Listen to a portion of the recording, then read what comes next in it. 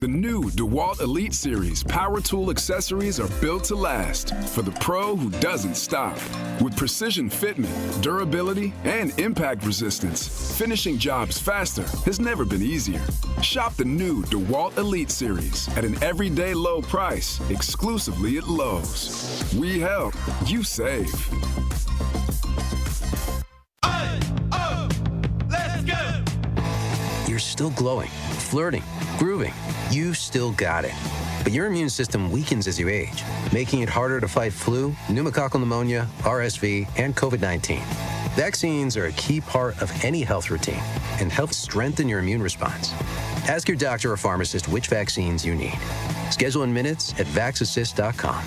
Sponsored by Pfizer.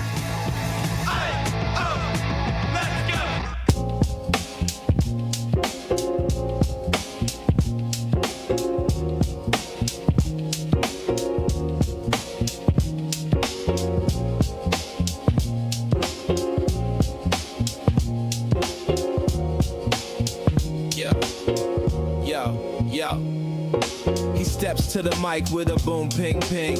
Wisdom sharper than a beast's fierce sting. Words like fireflies that light the night. He turns the dark into blazing bright. Boom, ping, ping, the truth takes wing. Milwaukee's voice, let the city sing. Boom, ping, ping, hear the freedom ring. Sherwin's the king, oh, the airwaves king.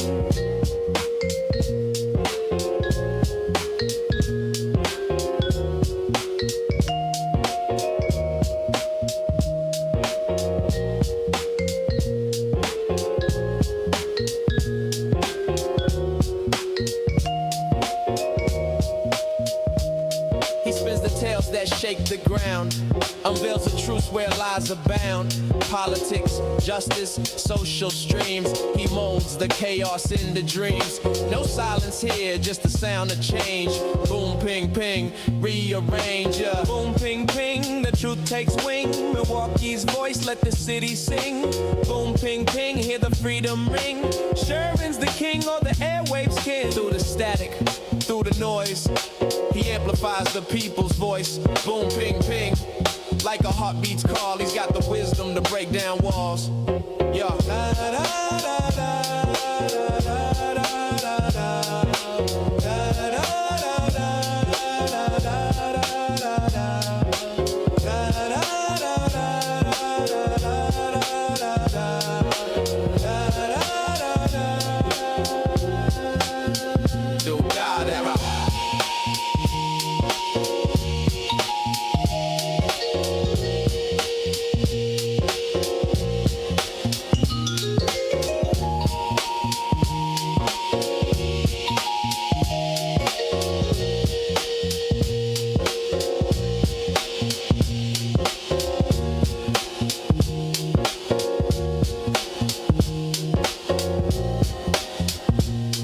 Good morning.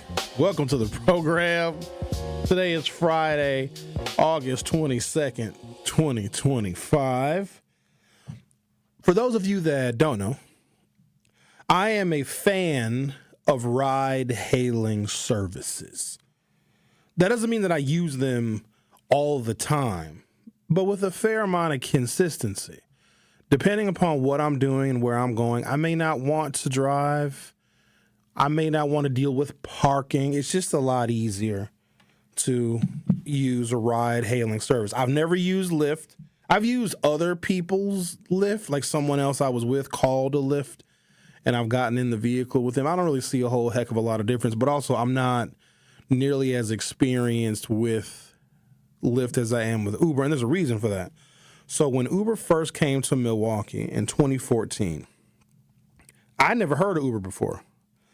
And so a friend of mine was at the time the lobbyist for Uber.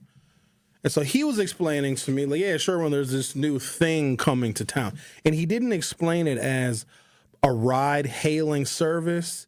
He explained it as a technology company that just happens to offer rides to people that need them, which made zero sense to me at the time. It makes sense now. It's also a similar concept to when we think about McDonald's, we think about a fast food restaurant. Wrong. McDonald's is a real estate company that has realized that they can maximize the amount of profit that can be made from their real estate by selling you chicken nuggets and hamburgers and Big Macs and quarter pounders with cheese. McDonald's, the franchise, owns something like 90 or 95% of every freestanding McDonald's restaurant, and the franchisees pay McDonald's corporate a lease. So if you own, quote unquote, a McDonald's franchise, you do not own that building. You are paying out of your Happy Meal and French fry and Big Mac purchases. They're paying to lease that building to McDonald's. So Uber is a technology company like McDonald's is a real estate company.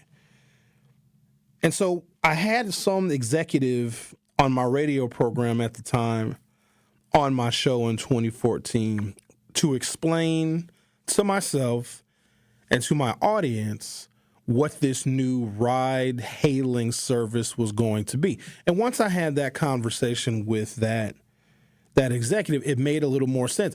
Basically an alternative to the taxi cab, but then I wondered, why in the heck would Uber need a lobbyist? Because they put taxi cabs damn near out of business. Do you guys remember back in the day where in front of, nightclubs or at the airport or at the train station, you would see lines of taxi cabs? If you needed a ride, you would call a taxi cab. You go to a payphone. If you needed a ride, you'd call a taxi cab. You don't see yellow cabs anymore. To be honest with you all, I don't remember the last time in the city of Milwaukee, maybe in other cities, I cannot recall the last time I saw a taxi cab of any sort. It is now ride-hailing drivers, either Uber or Lyft. And Uber did get very political because taxi cab drivers, if I'm not mistaken, they may have been unionized. And whenever another industry comes in that is not unionized, that can threaten those union jobs. So that explains the political component. And I think there may have needed to be a change in ordinance to allow Uber to function. And so I had this guy on my show. He explained to me what Uber was, but then he did this thing. And I'm glad he did this thing, and he's glad he did this thing because sometimes corporate people are real smart. Sometimes they're idiots, but sometimes they're real smart. So he said, Sherwin, what I'm going to do for you is, he asked me for my email address. I gave it to him. He's like, check your email and click the link. Okay. Then it sent me to download the Uber app, which I didn't even have at the time because nobody knew what the hell Uber was. And he gave me $500 worth of free Uber credits for me to try it out. Very smart for him to do that because as I used it, he knew that I would talk about my experiences on the air and more people would get familiar with Uber. Now, at that time, it was only the category called Uber Black. Now you got Uber X and Uber Economy. You have a whole bunch of different choices as far as size of vehicle and price, et cetera, et cetera. Back then, it was only Uber Black. So Uber started out as like large luxury cars, basically limousines, big Lincoln Town cars, Cadillac Escalades. Those were the only choices, Suburbans, and they were all black, of course. That was the only choice that you had. Now, as Uber got a little bit bigger and more widely known and well known in Milwaukee, of course, they started adding more vehicles, more price selection, et cetera. And there's also a period of time where there would be zero Ubers available. Now, you can be pretty much anywhere in Milwaukee County. I can't speak for areas outside of the county, but anywhere in Milwaukee County, you can get an Uber in 10 to 15 minutes. So I take Uber, and lately, I'm almost embarrassed to share this with y'all because some of y'all going to laugh at your boy Sherwin. Y'all, the Chevy Volt been tripping. The Chevy Volt been in the shop for 2 days.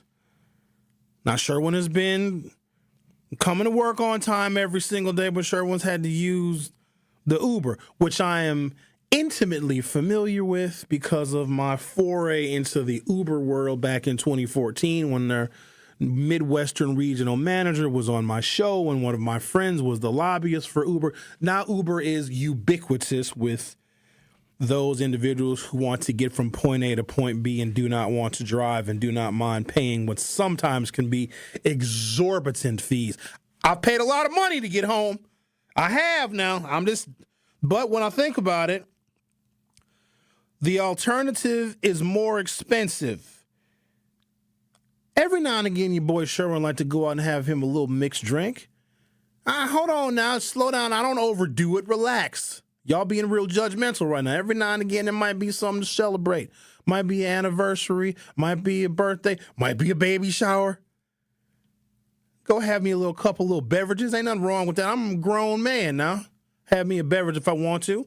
But if I'm having a beverage, I ain't going to drive my vehicle because I ain't no damn fool. And boy, I tell you, if it's a Friday night or a Saturday night at a busy venue, you're going to pay a whole bunch of money for that Uber. But again, the alternative is way more expensive. I said all that to say this. Last few days, your boy been taking a lot of Ubers, and I've noticed something. Or maybe I'm just more receptive to it. These Uber drivers are foreign. And it's blatantly obvious. And so on Sunday night, I went to a show at the Rave. And if I'm going to the Rave, I'm never driving my car just because I don't want to. I don't want to deal with the crowds and all that other stuff. And it's hard to find parking down there. So I took an Uber to the Rave on Sunday. And myself and the person that I was going to the show with were on our way. But we forgot something at my house, and we got, I don't know, almost to 175, and we had to turn around. And I'm trying to tell the Uber driver that I need to go back to my house to get something. And that is when I realized he spoke no English. None. I was like, hey, excuse me, I got to go back to my house. Can you turn back around? Dude looks at me and shrugs his shoulders. He kept going. I was like, no, can you turn? I used like a gesture for him to turn right. I said, can you turn right? He ends up turning left. And now we're driving around in circles. We had zero ability to communicate.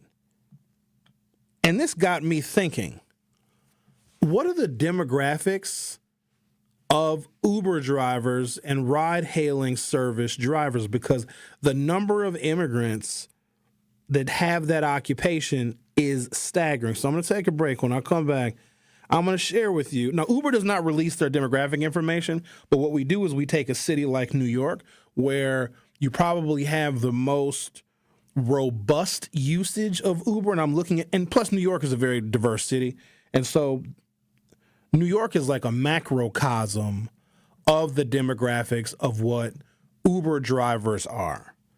It is literally staggering. And I'm thinking to myself, if I had a major emergency, now we eventually, because I had to like cancel the ride that I was on and then start a new trip back to my house because all he was doing was following the map on the GPS. This man spoke absolutely no English. And does this make me like a bigot or something? Because I felt incredibly uncomfortable. Because in the event that there was some kind of an emergency and I needed to communicate to this individual in English, he would not have been able to understand. And then it brought a broader question to my mind. You got to know English to be in this country. To be a worker, to be in business, you have to. Now, you may not need English all the time. Now, we have a lot of artificial intelligence and we have a lot of Google and Google Translate. But in that moment, I felt some kind of way because I can't clearly communicate really simple instructions to this man on how to get back to my house. Now, eventually, we did get back to my house, but then I had to initiate another trip because I couldn't explain to him where I needed to go. I had to do it through the app where he could just follow the map. Ricky, let's do a poll. Should everyone in America be required to speak English? No, that's too many words. What you mean? Ricky said I'm pushing it. No, I'm not. It's just a simple question. Should English be mandatory? No, that's not what we want to say. Why don't we do? Right.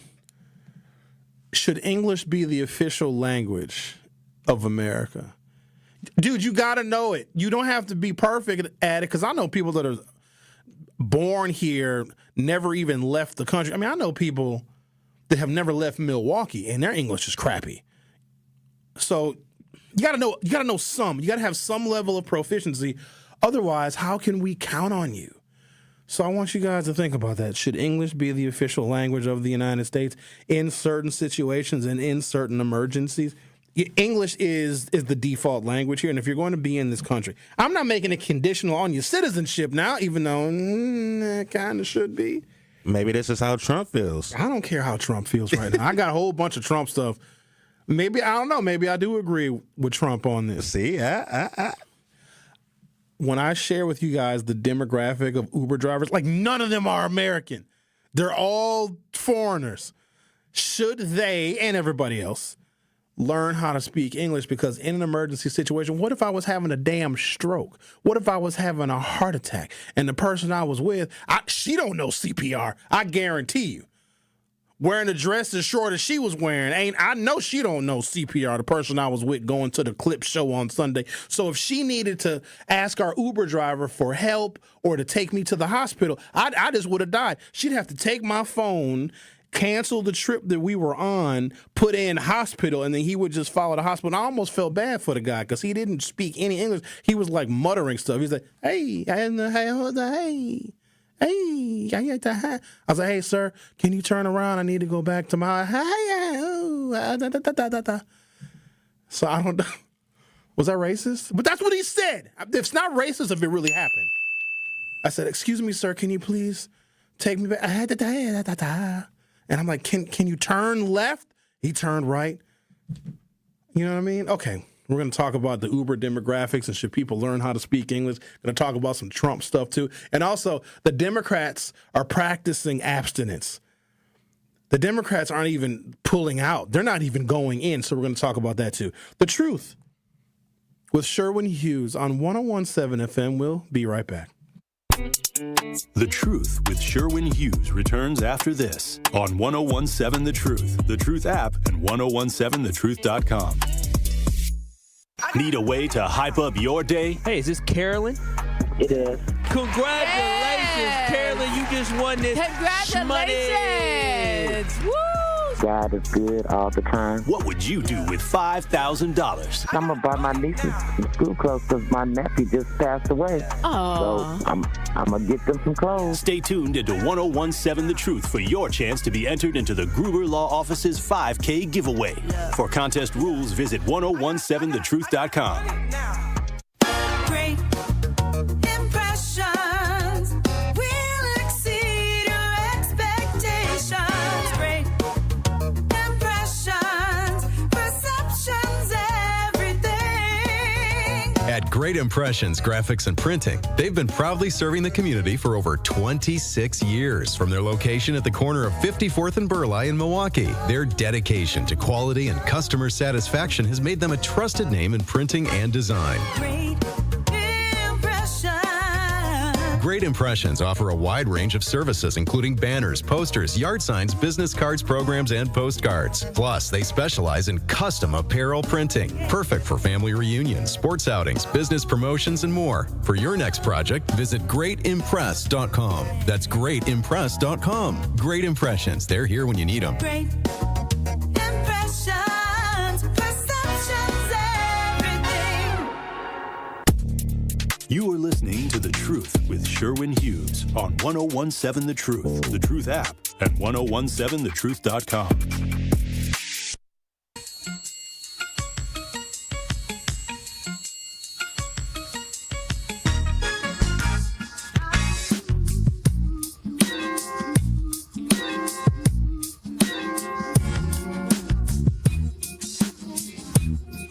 Rick requested this.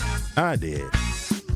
It brings back a lot of political memories back at the old station. You can say WNOV. Nah, we ain't shouting them out. Oh, all right, well, then don't. Yeah, this was, where, so my show used to be called The Forum. What, The Forum? No, was it The Forum with Sherwin Hughes? Or, I don't know what it was. I believe it was The Forum, yeah. But where it originally started was I had an idea and I ran it by Homer Blow. So The Forum originally started on Homer Blow's internet radio station. Homer Blow has been doing online internet radio since before anybody even knew what the hell it was. He was doing Live 365 in like the early 2000s. So I approached Homer with an idea for a political themed, Milwaukee centered and focused talk show on his all digital online program because I knew that there was a hunger for political information in our community, and I also wanted to platform our elected officials so that they had a place to go where they could share with us what they were doing, what the outlook was for the city, et cetera. So then after that, it got picked up by WNOV and then the previous incarnation of 101.7, which was the Devil's Advocates Radio. And there you go. The rest is history. But we have since somewhat retired the Forum brand, and here we are with The Truth with Sherwin Hughes. All right, that was a waste of everybody's time. Okay, so Uber and Lyft drivers, this is insane, 91% of them are born outside of the United States. 95% of them are male, 86% are non-white, 40% Asian, 27% Caribbean, Central, South American, 17% African, Middle Eastern. Ages, 78% of Uber and Lyft drivers are between the ages of 25 and 54. 19% are 55 plus. And these are the demographics from New York. To where a city can match the diversity of New York, I'd imagine these numbers would be relatively similar. Milwaukee I don't know if we match New York's diversity. We might. New York is a majority-minority city. But I said all of that to say that Uber and Lyft drivers are oftentimes, or most of the time, foreign-born. And I'll bet 8 out of 10 rides that they give, there's no conversation or very little conversation. If you've ever used the Uber app, you can select conversation, no conversation. Every single time I get in the Uber, I select no conversation because I don't know what they're going to want to talk about. Sometimes I just want to lay back and ride. I don't want to talk to you. Or if there's going to be some talking in the Uber, let me initiate the talking, not you, sir, from Venezuela. No offense. I'm sure he has a lot of wonderful things to say, but it's awkward sometimes because I'm not really a conversationalist like that. You would think that I am, but I do enough talking during my day job where most of the day I don't want to talk to anybody. And I apologize to people that do this ridiculous thing, like calling me on the phone. I'm probably not going to answer your phone call because 99.999% of the time, whatever information you need to convey to me, do it with a text. And if your text is one of those that requires more conversation, then let me call you. Stop calling my phone. Don't, unless you're dead or dying, then maybe. But still, text first. Sure, when I'm dying, will you please answer? Let me finish this episode of Three's Company first. National Platform-Specific Citizenship, Uber data. Uber doesn't publish their data, but other companies and data firms do demographic counts. Lyft reports that 41 to 43% of their drivers speak a non-English language. A 2024 survey shows that 91% of high-volume app drivers for Uber and Lyft are foreign-born. 59% are naturalized citizens. I think that's a lie. It's a lot less than that. Do you all believe that if you are working in the United States, if you are employed, or if you are an employer, should you be required to speak English? And I never thought I would even be asking this question until I realized that I had an Uber driver that spoke no English, not even basic English. Like, I can even say hello in probably 4 or 5 different languages. He couldn't speak any. And it was weird riding to our destination knowing that the person who was taking us to our destination couldn't even engage in conversation. If we needed to divert the ride somewhere, we couldn't explain it to him. We would have to do it through the app, and I just found that to be exceptionally inconvenient. Now, it's also a very rare occurrence because most of the time I'm not even talking to my Uber drivers. I just want to get to my destination, and I'm also worried that they may give me a bad rating. Did you guys know that Uber drivers can give their passengers ratings? For years, I didn't even know that. My Uber rating, I'm happy to say, is 4.87. Why am I not a 5? Who gave me less? I wish I could find out who it was because I don't even do nothing. I don't ask for anything. I don't try to flirt with my Uber drivers. Another thing, apparently women don't like getting in the car with strange men, even though when you call an Uber, you have that person's name, you have their license plate number, you have all the identifying information that you need. So I would think that would engender some kind of feelings of safety. But now they have a specialized Uber for women users of the app where you can request a woman Uber. Why are the women folks so afraid of us? We should be more afraid of the women as men because we marry y'all and y'all take everything we have. Y'all take the kids, you take the house, you take our money. Men should be able to request only men Uber drivers. Let me pause on that.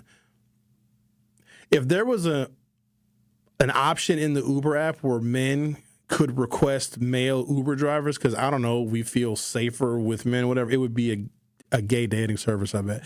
Isn't that weird? I think it would be, the gays would use it to hook up, but women can have a female Uber driver option, and it wouldn't be a lesbian dating service, but I have a feeling if I requested a male Uber driver, he'd be wearing sequins.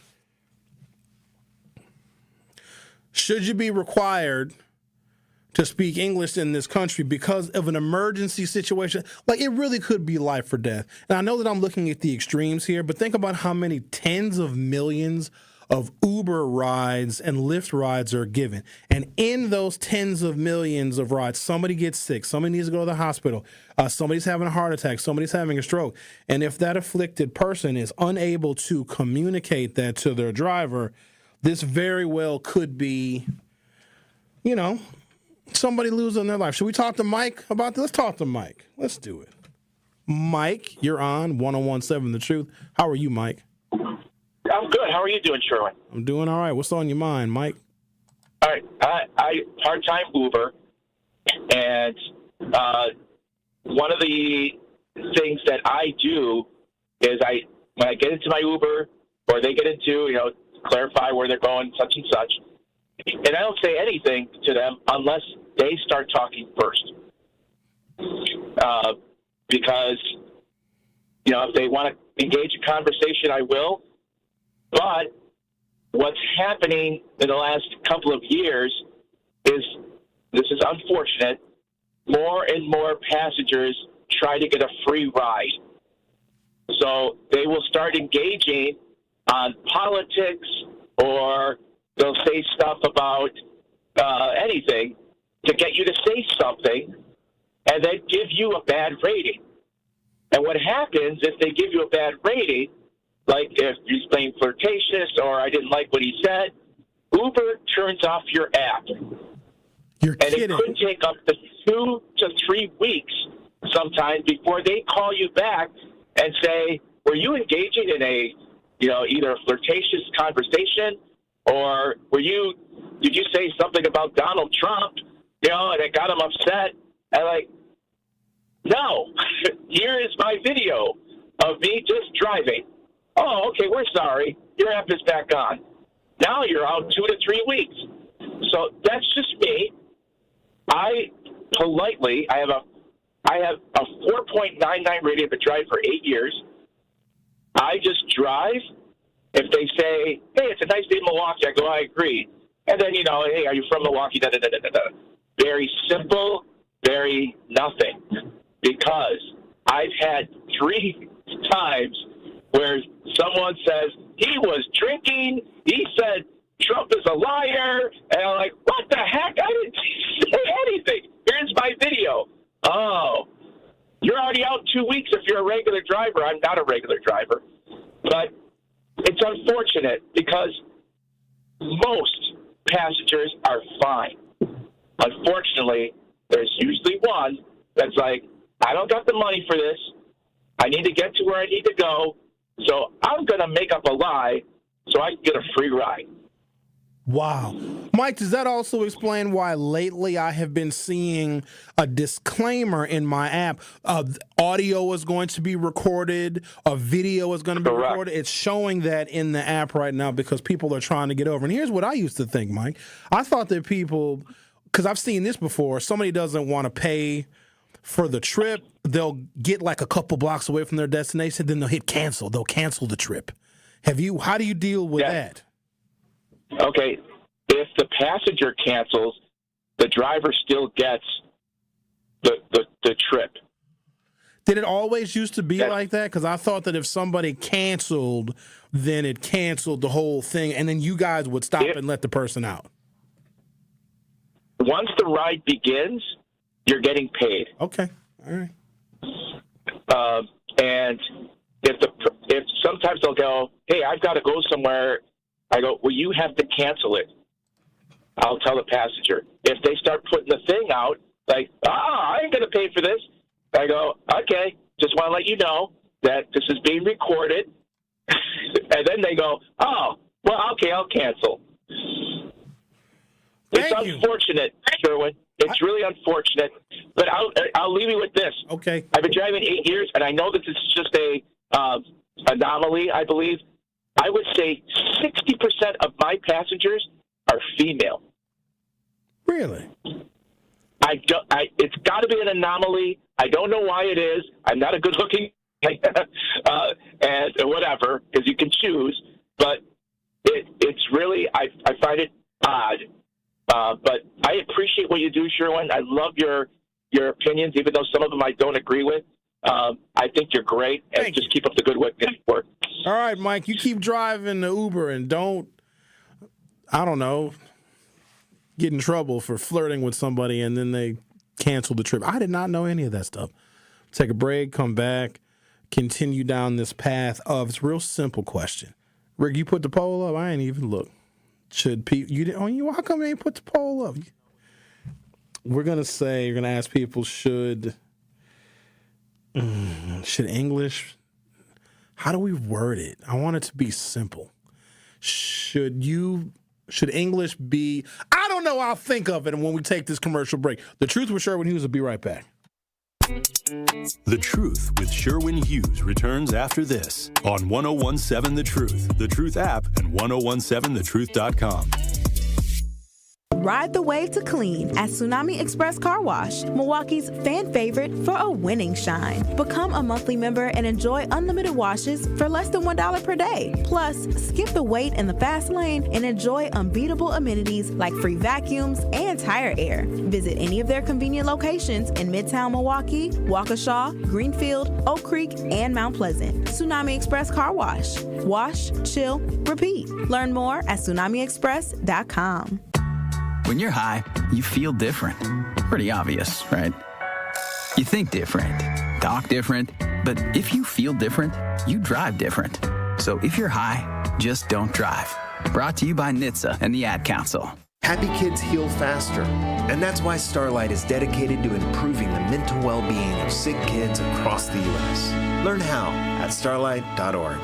Wisconsin's own Gruber Law Offices. One call, that's all.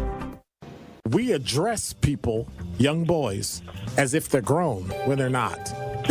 For me, they're not young men, they're young boys. And I think if we can keep them in that space, I can do a lot more with someone in middle school when I treat them as the boy that they are versus trying to make them men when they're not, and they probably have very few examples of that. Listen to The Truth in the Afternoon with Dr. Ken Harris every weekday from 4 p.m. to 6 p.m. on 1017 The Truth and The Truth app. Coming with straight truth. Boy, I love you, I love you, I love you. I love you when I first started hearing your voice. And what you're doing, in the words of T-Pain and Gorilla, I love it. Thank you, brother. Bless. Hey, I'm down with you, man. I missed your last gathering, but the next one I'm going to be there, and I'm going to make sure I introduce myself because, hey, you're God in all circumstances. Catch the Tory Lowe Show every weekday from 1 p.m. to 4 p.m. Never miss a moment of The Truth with Sherwin Hughes on the new 1017 The Truth. Violence is a tool. Violence is a tool of oppression. It's a tool of subjugation. It's a tool of manifest destiny. Let's not say all of a sudden, oh, hip-hop music is why people are... No. Y'all know how America was discovered? Murder, slavery, human trafficking. The origins of violence predates hip-hop. Can we at least agree on that? Listen to The Truth with Sherwin Hughes, weekdays from 9 a.m. to 12 p.m. Tap into the best power hour in radio in Milwaukee. Drop my pants. I had to make sure I wasn't seen, you know. I don't want nobody to get surprised. This is a sick Negro. I'm just a real one. I peed again, came on back. I said, what y'all been doing? We've been out here for 3 hours. Y'all ain't peed yet? Just sitting here, we playing beer pong, and y'all sitting here peeing next to me? I'm still itchy today. Thinking something wrong. Am I the only one that's astonished by this? Catch Truth to Power with Kyle Wallace every weekday from noon to 1 p.m. on 101.7 The Truth and The Truth app. You are listening to The Truth with Sherwin Hughes on 101.7 The Truth, The Truth app, and 1017thetruth.com. The thing called a bomb bomb. The was all Jamaican. With a different style, different fashion. You know? Tell me say one thing, Nancy can't understand. Asking a very simple question. Should you be required to speak English if you live and work in the United States? I'm looking at it from a perspective of safety, and public health. If there's a medical emergency, if you do not speak English and you have a medical emergency, you might have like a heart condition or something, right? And if you don't speak English, you are not going to be effectively able to communicate your condition and that you need help. Now, you got to assume a couple of things: that people can either read your body language or that there is someone in the vicinity that speaks the language that you do. I'm looking at this not as a political trope, but as something that is for the betterment of our society. If you're going to live and work and function and exist in the United States of America, should you be required to speak English? And this all came to mind when I took an Uber last weekend to go to a show at the Rave, and our Uber driver spoke zero English. I tried to give him very, very simple instructions that I needed to go back to my house because I left something there, and he just shrugged his shoulders and did a bunch of utterances. And that's when I realized that he did not speak any English. And then that got me thinking, what if there was an emergency? What if we needed him to immediately take myself or my passenger to the hospital? And we would have to, in that panic, if there's a medical emergency, cancel the trip we were on, go back into the Uber app, and then select hospital instead of just being able to communicate that information in English. Now, ultimately, it was fine. I did get back to my house and we resumed the trip to the Rave, but just knowing that he didn't speak any English whatsoever was a little bit unsettling. Or I'm just used to being surrounded by people that speak English as their first language and English predominantly. But in those rare, I don't even know if they're rare circumstances, if somebody needs help in a hurry and they only can communicate in their language, that could put them at risk.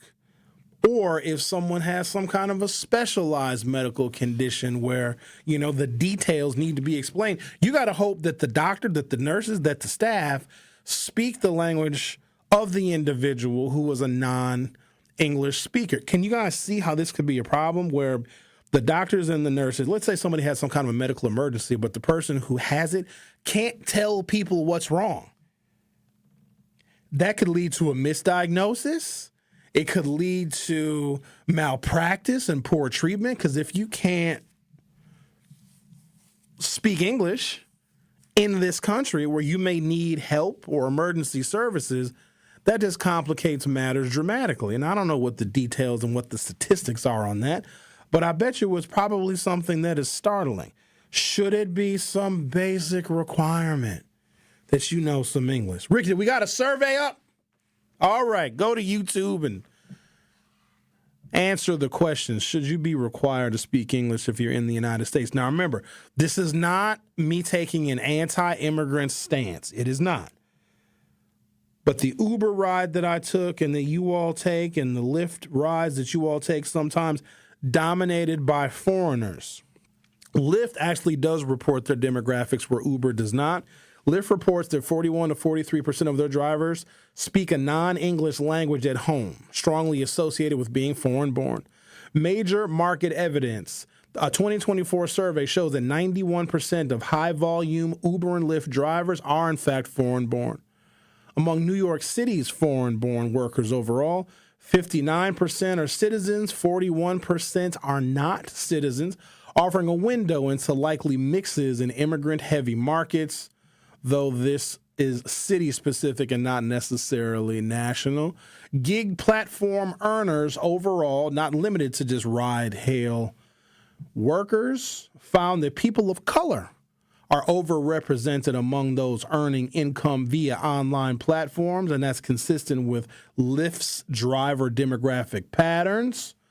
Occupation level data, taxi drivers, etc., national occupation stats, which likely include many ride-share drivers within the taxi or taxi for hire categories, show a heavily male workforce and one that is very racially diverse. It's more than racially diverse, actually. It is overrepresentative of people of color, which is great, right? Doesn't technology kind of level the playing field? Because before, if you were an immigrant and you came to the United States, before we had the gig economy, we had these ride-sharing services, your employment options were limited. You were doing real basic labor. You were a day laborer. You were a migrant worker who maybe worked in the farms, but if it wasn't, a harvest season or a planting season, your work opportunities were even more limited. But I firmly believe, this is a Sherwin thing, and it's not political because y'all know what my political affiliation is. It is more a public safety issue for you to know some basic English. Problem is, I don't know how we take control over instructing people that basic English. That's the first problem. The second problem is getting most Americans to speak a foreign language, damn near impossible. We just don't want to do it. Now, some of you do. Some of you took your little Spanish in high school. All you know is como te llamas. That's all you know. But getting Americans to actually have an interest in wanting to learn another language, very difficult, unless you work in an environment that requires it. If you work in a hospital setting, you probably should learn some Spanish, or you're going to kill a bunch of your patients. But if it's not occupation specific, and if you don't travel, most Americans do not speak a foreign language. Let's talk to. Actually, why don't we do this?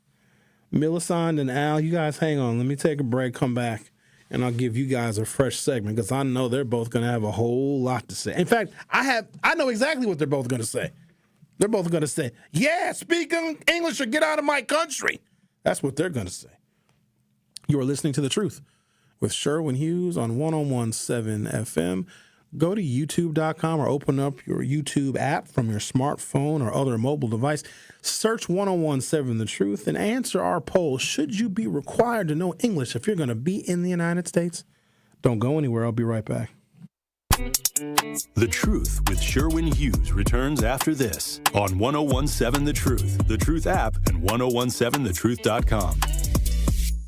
If you have built-in advantages as a white person that you just have, and it's not like a white kid has sat down when they're young and said, okay, white kid, you have all these advantages.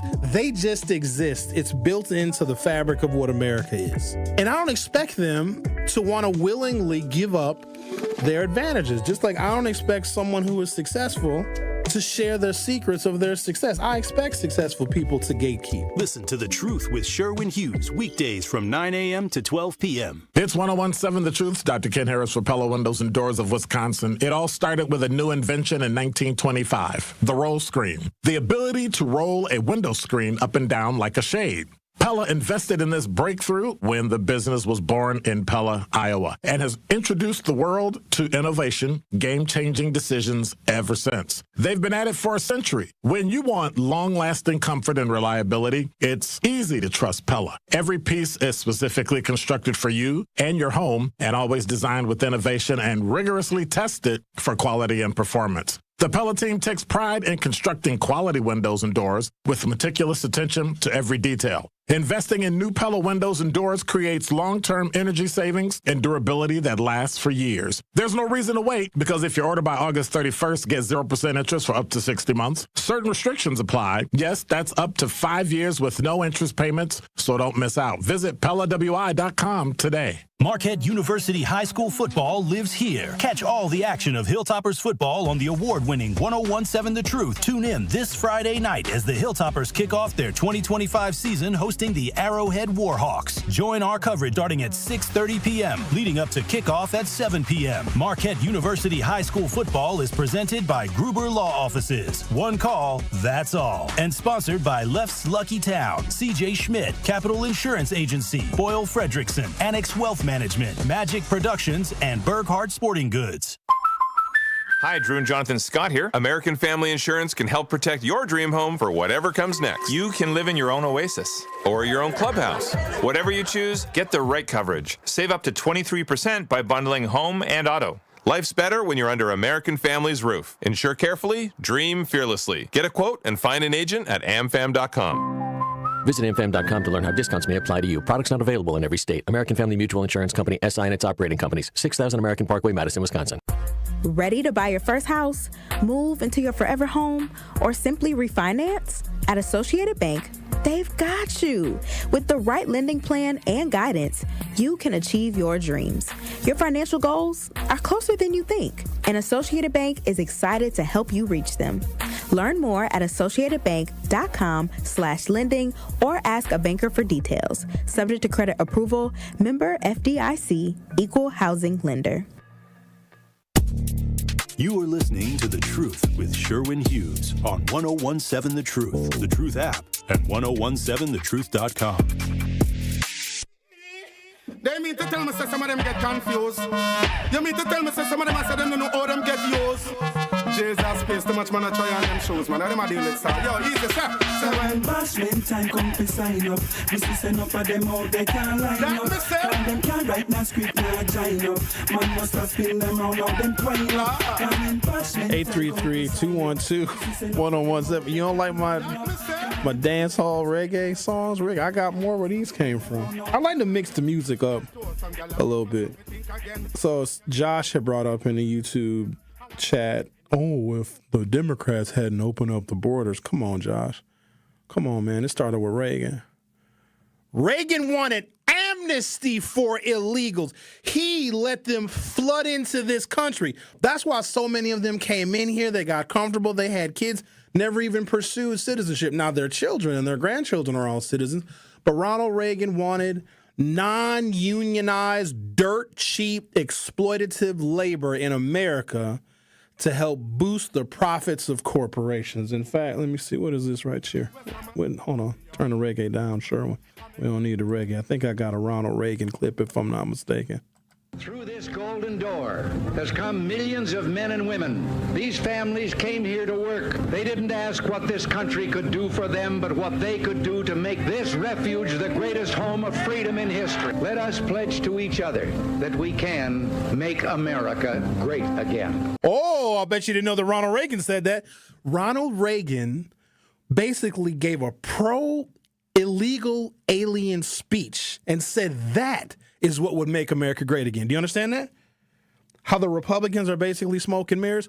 Ronald Reagan coined the phrase, make America great again, by letting in and giving amnesty to illegal aliens. And Reagan was Trump before Trump.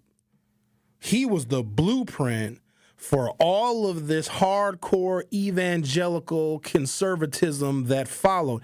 And his motto of Make America Great Again had to do with letting immigrants into this country. So if you think that there was a Democrat that did more for illegal aliens and especially in their attempts to get amnesty than Reagan, you just don't know history. If anything, I would say by having open borders, that's more of a conservative political platform item because they love cheap labor. And here's the other thing.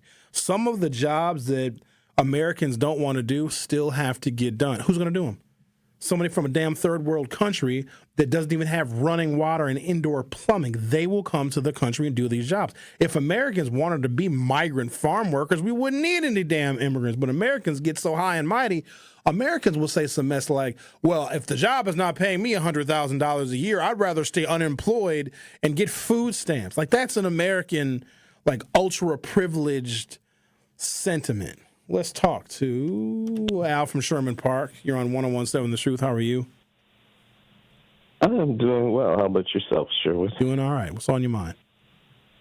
Well, Congress needs to approve more week work visas. That's what they need to do. So in the medical field, we do use interpreters. In my organization, it is a patient safety issue if the patient cannot communicate or understand the doctor or medical information that they're being given. Yes, it does take twice as long to communicate with the patient because you got the interpreter. You hope the interpreter is interpreting what you said exactly. But yes, we do use interpreter services simply because it can be a life-threatening situation for the patient. All right. Thank you for your call. Appreciate that. Let's talk to Melisande. You're on 101.7 The Truth. How are you? Hi. No, I don't think it should be a requirement. And to feedback on what Al said, in the hospitals, we have instruments, computers. They say what they want to say, and it translates it right back out to us. So it's not like we need a person there. It's like talking into a telephone. You talk into it, and you say what you say, and it reads it back to me in English. And when I say what I say, it reads it back to you in your language. But wouldn't it be a whole lot easier and we could be less reliant on technology if everybody knew how to speak English in the first place? Yeah. Okay. But then you're be very careful because if they learn how to speak English, they'll speak it better than most of us do. Well, then good. And then we'll be saying, yeah, I know, but then we'll be saying it's racist because you can't understand me now. I think that might be a bit of a stretch, but fair enough. I see your point. Oh, yeah. Yeah, we can't do that. That wouldn't be right. All right, have a good weekend. All right. So I'm looking at the poll right here. Y'all are a bunch of racists. The question is, via YouTube, should English be the official language of the United States? But I qualified that by saying, if there's an emergency situation and you need to be able to communicate to someone the details of that emergency situation. It could be someone having a medical emergency or someone witnessing something where immediate action needs to take place. And if you cannot communicate that to someone who does not speak English and vice versa, we're going to have a problem.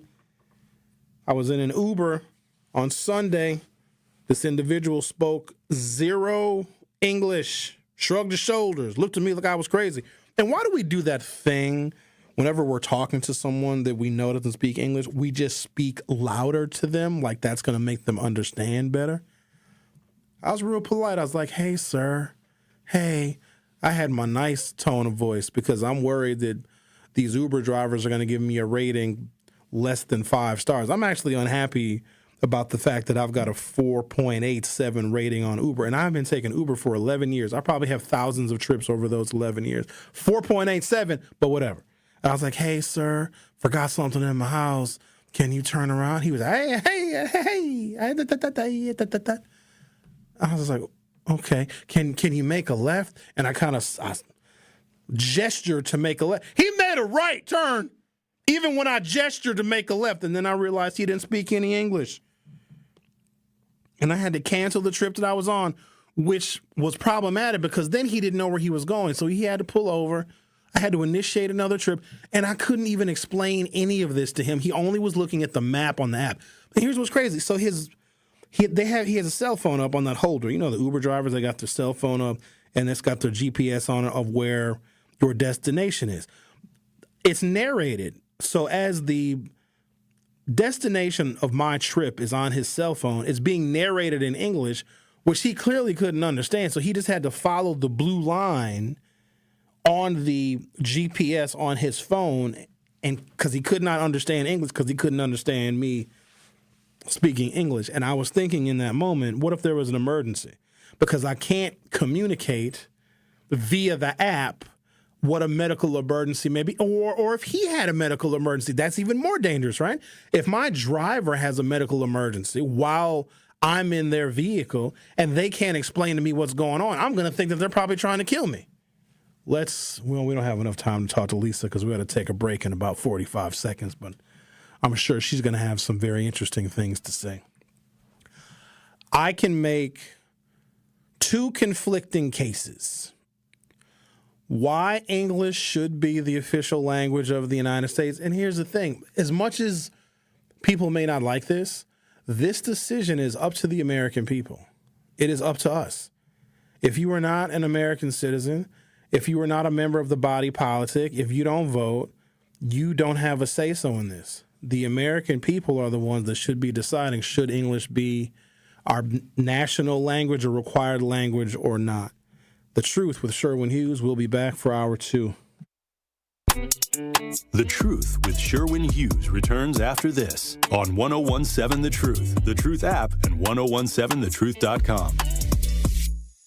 Truth Nation, please join us at our 3rd annual Truth Family Fest on Saturday, August 23rd from 11 a.m. to 3 p.m. at Riverside University High School. Admission to Truth Family Fest is absolutely free and a great place to have fun and celebrate with family and friends while also enjoying some great music and amazing food. Also, everyone in attendance will have a chance to win some great prizes, including backpacks for the kids, so make sure to save the date for our 3rd annual Truth Family Fest on Saturday, August 23rd from 11 a.m. to 3 p.m. at Riverside University High School. Truth Family Fest is presented by Crash Course Driver Education Center and U.S. Cellular. Also sponsored by Landmark Credit Union, Milwaukee Public Schools, U.S. Bank, Gruber Law Offices, Big Frog, Milwaukee Area Technical College, Educators Credit Union, and Riverside University High School. Truth Family Fest on Saturday, August 23rd from 11 a.m. to 3 p.m. at Riverside University High School.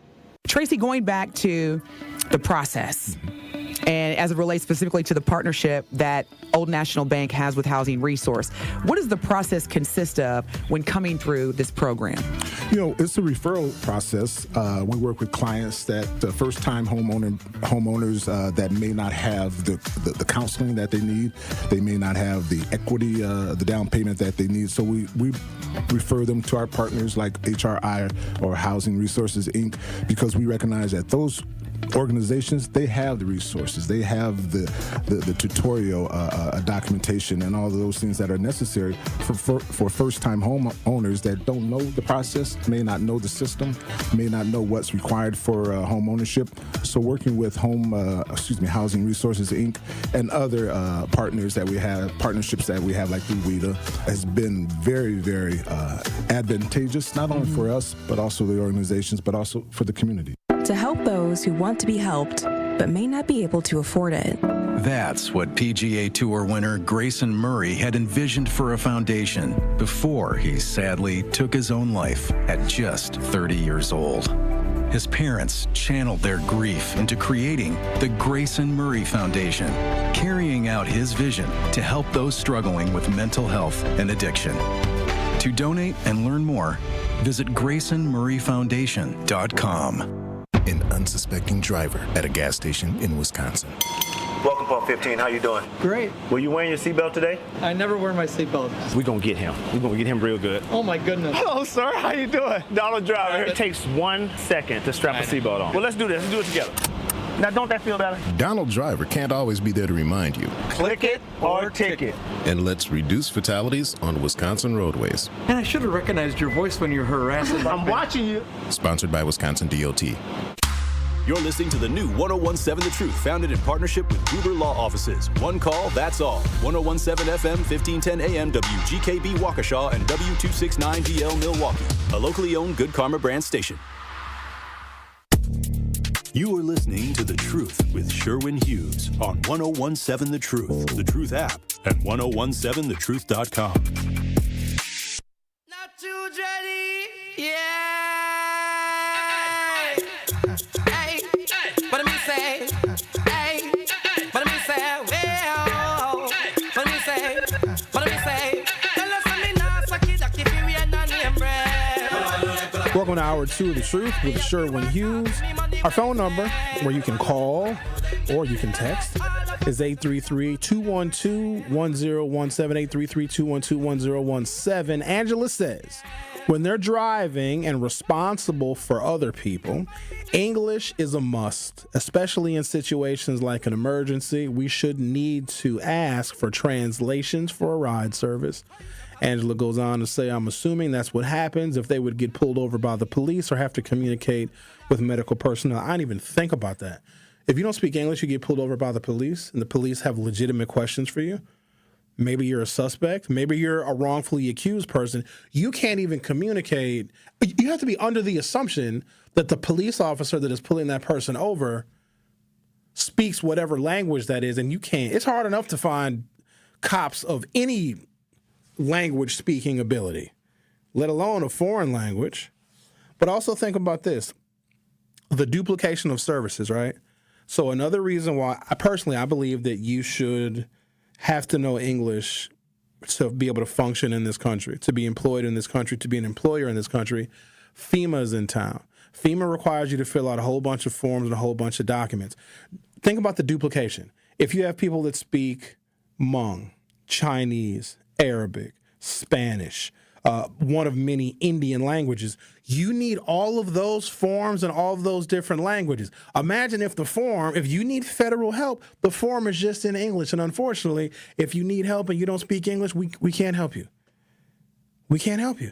Think about how much money we have to spend on duplicating everything so that people, and it might only be a really small community of people that speak that language, but we got to duplicate all official correspondences, all government websites, and all of the forms that these individuals may need. And they may never even need any official government forms, but you've got to duplicate those services anyway to accommodate people who speak whatever language that is. That costs us taxpayers money to accommodate people that don't want to learn English. And if you come to this country, that's like a real basic requirement because you're coming here to take advantage of opportunities. Okay, fine. And when you're here, you're protected by the United States Constitution. You're protected by state laws and federal laws, but you can't even read the laws you're protected by if you don't speak the language. Now, this is not me making some kind of political stance, because you know what my political affiliation is, but I also don't want the idea of knowing the language of a country being condensed down to politics. I'm looking at a list of countries here that absolutely have official languages. So Canada, our neighbor to the north, French, English. Meaning, if you speak Swahili, they can't guarantee you any safety, or they can't guarantee you any help or any services. They have two official languages, and Canada is doing better than most because you can get away with speaking French and or English.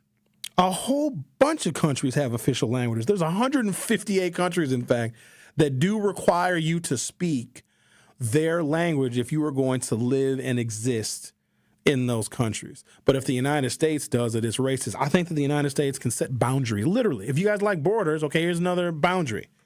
You got to know English.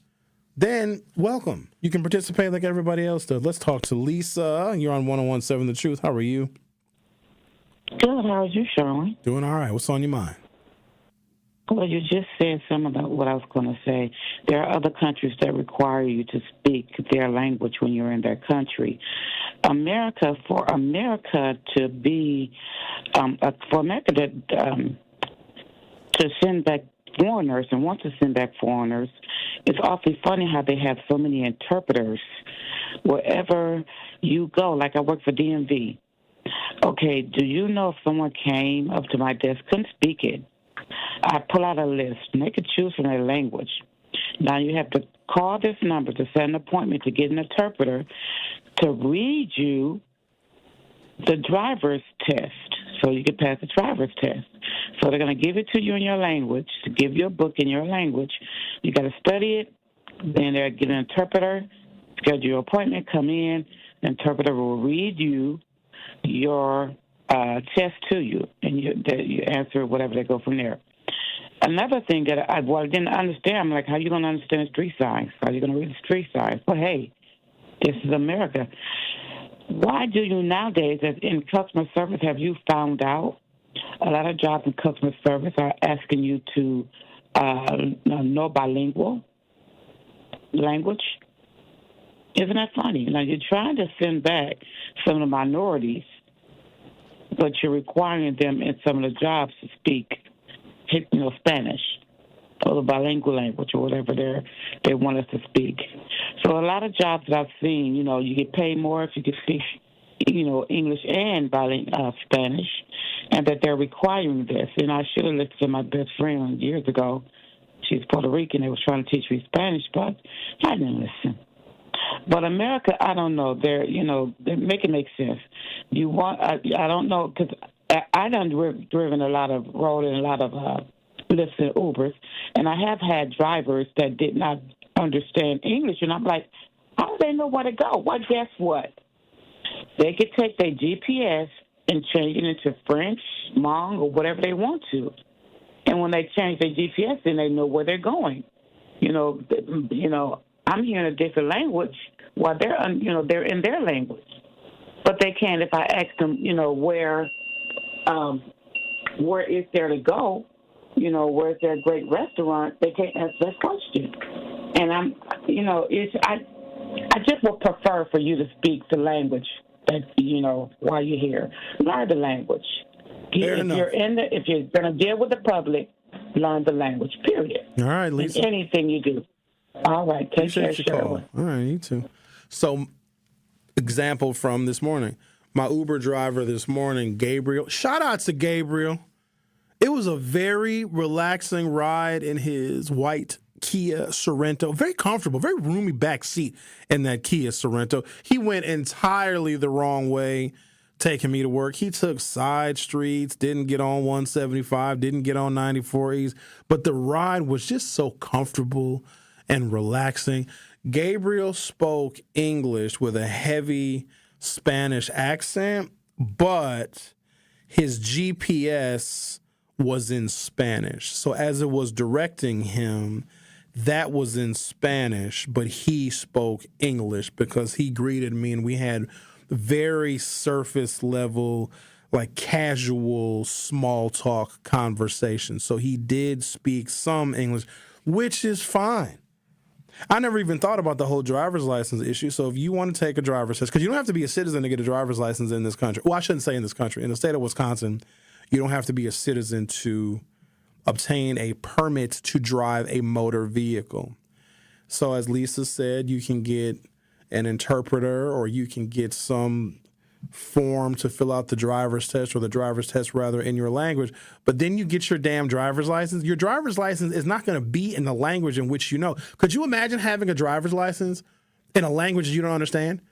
If you speak Turkish and you're here in America and you get your driver's license and it's a legitimate driver's license because some kind of way you passed your driver's test, the written test, whatever, and you can't even make out the information that is on your driver's license. So if you show your ID to someone that is English speaking and they ask you questions about details that are on your driver's license, you aren't even able to answer it.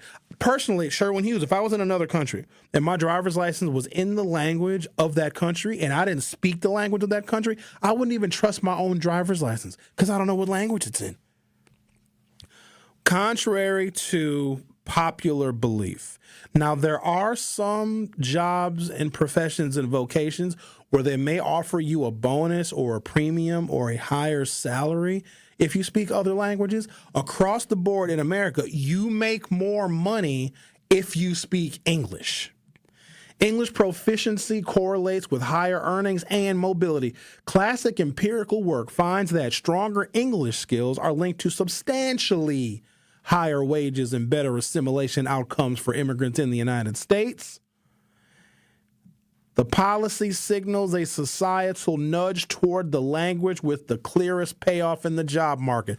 While working in certain specialized fields where you may have an influx of migrants and immigrants who might be customers or users of that service, then that business, that company, that firm may offer a premium to employees that speak secondary languages. But if you want to be upwardly mobile in the United States, you have to speak English. Let me give you an example. Go ahead and find a CEO of a Fortune 500 company somewhere in America that don't speak English. You're not going to find any. And if being bilingual or trilingual or English not being your first language, or if it wasn't that big of a deal for you not to know English, then we'd have all sorts of corporate CEOs that don't speak a lick of English. I bet you there's not one. Let's talk to Marlon. You're on 101.7 The Truth. How are you? Good. How are you doing this morning? I'm doing good, man. What's on your mind? So I would say no. You do not have to speak English to be in this country, because technically up until March 21st, 2025, with the executive order put out by Donald Trump, we did not have an official language of the United States. English was not the designated official. We didn't have any designated official language of the United States. Is it the primary language? Yes. Do everybody use it? Yes. But technically, if we don't have a primary language for this country, then you can't demand that people use a language that's not, Now, I don't know how that goes, because with the executive order, I think it still has to be changed. It has to be changed by Congress to make a law, but we can't demand people speak a language that's not our official language. We also then can deny those people services, nor should we be under any kind of obligation to provide interpreters in 1,000 different languages. So it's not, you're right, it's not an official language by law, by decree. Congress never passed anything. Nothing was ever signed by a president requiring everyone in this country to speak English. But to be more productive and to better communicate, especially in emergency situations, people are a lot better off if they speak the language. So, no, it's not official, right, but it's counterproductive. And I agree with you. In a country where if you get a driver's license that's in English, but you only speak Spanish, I don't know how that serves you. You could be the witness of a crime. You could be getting pulled over by the police. That cop only speaks English, and this person speaks Hmong. Now we got a problem. And I agree with you 100%, but we can't demand people do something that's not the law. Correct. Right? We can't demand it, but we also can deny them. Like, sorry, oh yeah, we only speak English here. Sorry, we can't help you, which is unfortunate. Yeah, yeah. I agree 100%, but I was just saying we can't demand people to do stuff that's not a law. All right. So thank you, sir. Appreciate your call. I beg to differ. If somebody doesn't speak the language, you can absolutely deny them service. Not only can you deny them service, by you denying them service, you're not breaking a law. But yeah, I don't know what you're saying. And then they get belligerent. They yell at you. They yell even louder in the language that you don't understand. But we do it too as Americans, because I know that when my Uber driver, he made it clear he didn't speak any English. I was like, I need you to take me back to my house. And he was just like, I don't know. Let's talk to. Hello, Al. What are your thoughts on the topic? Should they know how to speak the English if they're going to be in the country? No, absolutely not, because I feel if they're going to do that, well, it's a whole lot of blacks, and let's not forget about the y'all overly country family members. Well, so I guess it goes both ways, but, y'all do got Google Translate.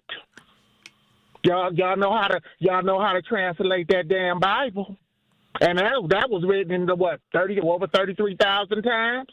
So hey, what's good for the goose is good for the gander. But what I find to be so funny with you Republicans, Donald Trump mammy, she couldn't speak a lick of English, and she was illiterate, and she came over here. No, she brought her white ass over here with $50 in a box and couldn't speak a lick of English.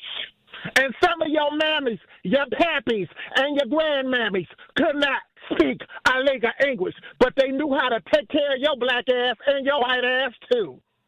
So, hey, what's good for the goose is good for the gander. But you have Google Translate. I use that all the time. Russian, Spanish, Albanian. I go to Google Translate, put in whatever English they speak. Hey, woo, woo, woo, woo. Hey, baby, woo, woo, woo, woo, woo. Just use Google Translate. Al, it's not that hard. What do you do that you interact with so many people that speak so many non-English languages? Or maybe we don't want to know, do we? Well, I'm not gonna say I'm an ungodly person, but I'm a liberated person. Okay. I love all walks of life. Okay. I'm not like those, them other people who always, playing victim, playing wolf, but then when somebody puts something out that they so heartfelt. I'm still waiting for them Republicans to ask that question because, they're mad at the black people and they're mad at the immigrants, but they still ain't said nothing from the Jews. So I'm still waiting for them to untuck themselves and be that big bad American since all that money's still going over there. Don't be no pussy willow today, bro. And that's for you Republicans because y'all big bad and bold with your AI-15s. Y'all asses still ain't answer that question. Taking the migrants, they're taking the illegals. Yep. And some of these white Europeans was illegals. Y'all talking about Christopher Columbus. Christopher Columbus, all them damn diseases. And some of y'all don't wash your hands. That's why I don't eat at a buffet. Going over there wiping that old nasty sugar honey iced tea box and wanna touch them. You know what, Mr. Hughes, when I used to work at the post office, I made a big thing of potato salad. He wasn't black, right? But he was a Republican. Do you know that sap-sucking, nasty, dirty, crooked tooth, oral fast tongue bastard took the spoon out the potato salad, no, he didn't. Put it in his mouth, and put it back. I said, hold the hell up. We don't do that here. Throw it away. He thought I was. I got written up for that. I told him we don't do this here. Now I don't know how you was raised. I don't know what y'all did in your household, in your kitchens when y'all was letting the cats eat out the pots. We don't do that here. Took the whole spoon and stuck it in his mouth and stuck it back in the potato salad. And this sister girl was about to push. I said, no, the hell you ain't. I threw the whole thing away. No, we don't do that. What do you think about that? Al, there's so many they say thoughts we running through nasty. my mind. Yeah, that was gross, and I'm glad you threw away the potato salad because no one should do that. So and they call migrants nasty. They call black people nasty. And I just seen the thing where the boy said, yeah, I didn't tell my mama I slept with the dog 3 times. And he liked it. And y'all want to talk about illegals? Y'all want to talk about black people? Al, I saw that reel. I saw that on Facebook. It was like a younger, like 20-something-year-old white man. He was being interviewed on the street, and the guy with the camera and the microphone was like, hey, tell us a secret that nobody else knows. He was like, yeah, I had sex with our dog. He was like, the dog didn't like it, but I sure did. Do you think that was real? Why would somebody admit that? No, that was, I tell you, that Great Dane, that Rockwell, and that little box terrier never be right. But they'll be the first to call us nasty. Think not. Y'all have yourself a good Friday. All right, you bye-bye. too. Bye-bye, Al. I didn't mean for that conversation to go in all those different directions. A relevant part of Al's commentary was, well, hey, we have Google Translate. I don't think in certain instances we should be so heavily reliant on technology. That's like saying someone should not be required to know math because we have calculators. What if there is no calculator available and you need to do math instantly and on the spot in a split second? Just like if somebody needs to make a split-second life-saving decision, you can't just pull up your device and do the whole translate thing. You need to know at least a basic level, like first or second grade. Because a first or a second grader, whatever English skills they have is enough for them to be able to get by and survive and say they're hungry or say they're lost or communicate if they're in pain, et cetera, et cetera. So just like a basic fundamental level of English, because I actually think it would save money because we wouldn't have to duplicate like government forms, or we wouldn't have to hire additional people that speak whatever languages. And if somebody is coming to the United States, a conscious choice to come here, I'm not saying that people are not welcome in this country because we clearly need them. We need a workforce here. But in order to come here, to be here, to survive here, to thrive here, you should know English because you're making a conscious choice to go to a country where 71% of the people in this country do not speak another language at all. That's what I'm saying. All right, The Truth with Sherwin Hughes on 101.7 FM.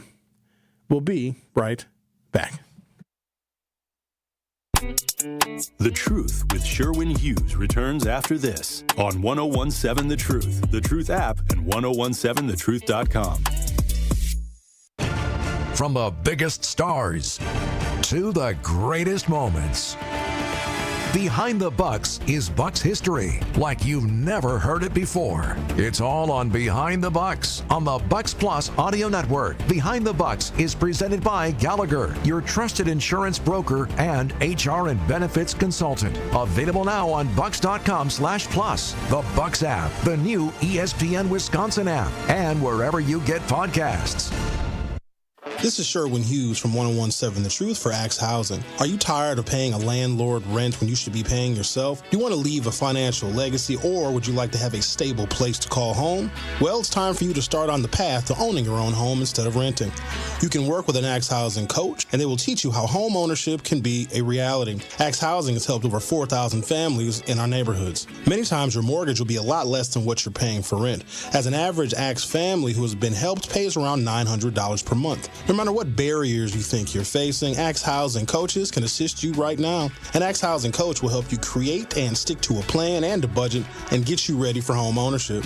If you're not dreaming of home ownership by now, you certainly should be. Let's make it a reality with Axe Housing. Get started on a virtual orientation by clicking on axehousing.org. That is ACTShousing.org. Don't let where you are financially right now get in the way of your very bright future of becoming a homeowner. Axe coaches are here to help. You hit the library hard and keep your eyes on the prize. Also, one day you can earn that bachelor's. Finishing what you start where you want, that's worth working for. And here is how you get there. Here at MATC, where smart programs prep you for next level challenges. Earning your bachelor's can start right away, and graduation is just the beginning. Here's to an education that takes you farther. Here's how you get there. Here at matc.edu/get there. Jess Sims is always looking to take her performance to the next level. Palms facing you, then you're gonna switch. You got this, Jess. We got this. And she needs her money to work as hard as she does. That's why she uses U.S. Bank Smartly Checking and Savings, which does exactly that, helping her track her spending and grow her money. Adamant about the mental work. Together we'll achieve more than any of us could alone. That's the power of Jess. And this is the power of us. Visit usbank.com today to get started. Member FDIC, copyright 2025 U.S. Bank. Wisconsin is as hard-working of a place as you'll ever find. People here are tough, but even the toughest among us need help after a serious accident. At Gruber Lofts, we won't stop fighting for you and your family. One call, that's all. When you're high, you feel different. Pretty obvious, right? You think different, talk different, but if you feel different, you drive different. So if you're high, just don't drive. Brought to you by NHTSA and the Ad Council. You are listening to The Truth with Sherwin Hughes on 1017 The Truth, The Truth app, and 1017thetruth.com.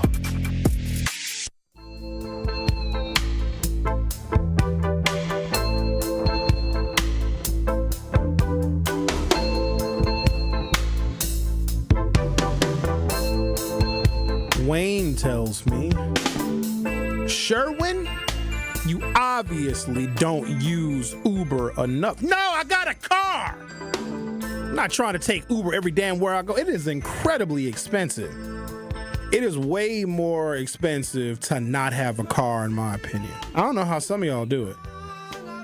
I'm not taking the bus.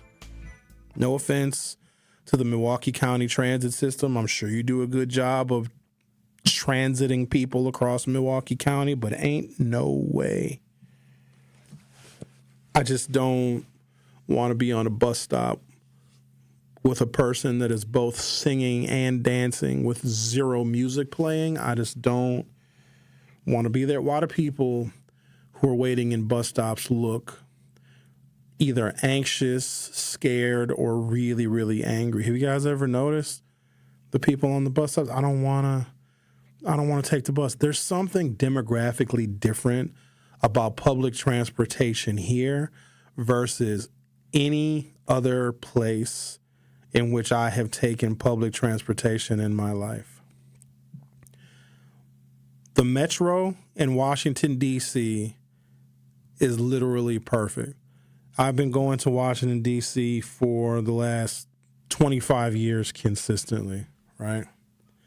And getting on the metro, you got a red line, a blue line, and a green line. You've got very clear maps of where you need to go, plus the grid of Washington, D.C. Once you figure it out, northeast, southwest, et cetera, very, very easy to get around. But it's just a cross-section of what Washington, D.C. is. And, oh, by the way, we're going to talk about Washington, D.C. and the checkpoints that the Trump administration has the military conducting and the absence of some very obvious institutions from those checkpoints. I can't wait to talk about that. Y'all going to love that conversation. That's coming up soon.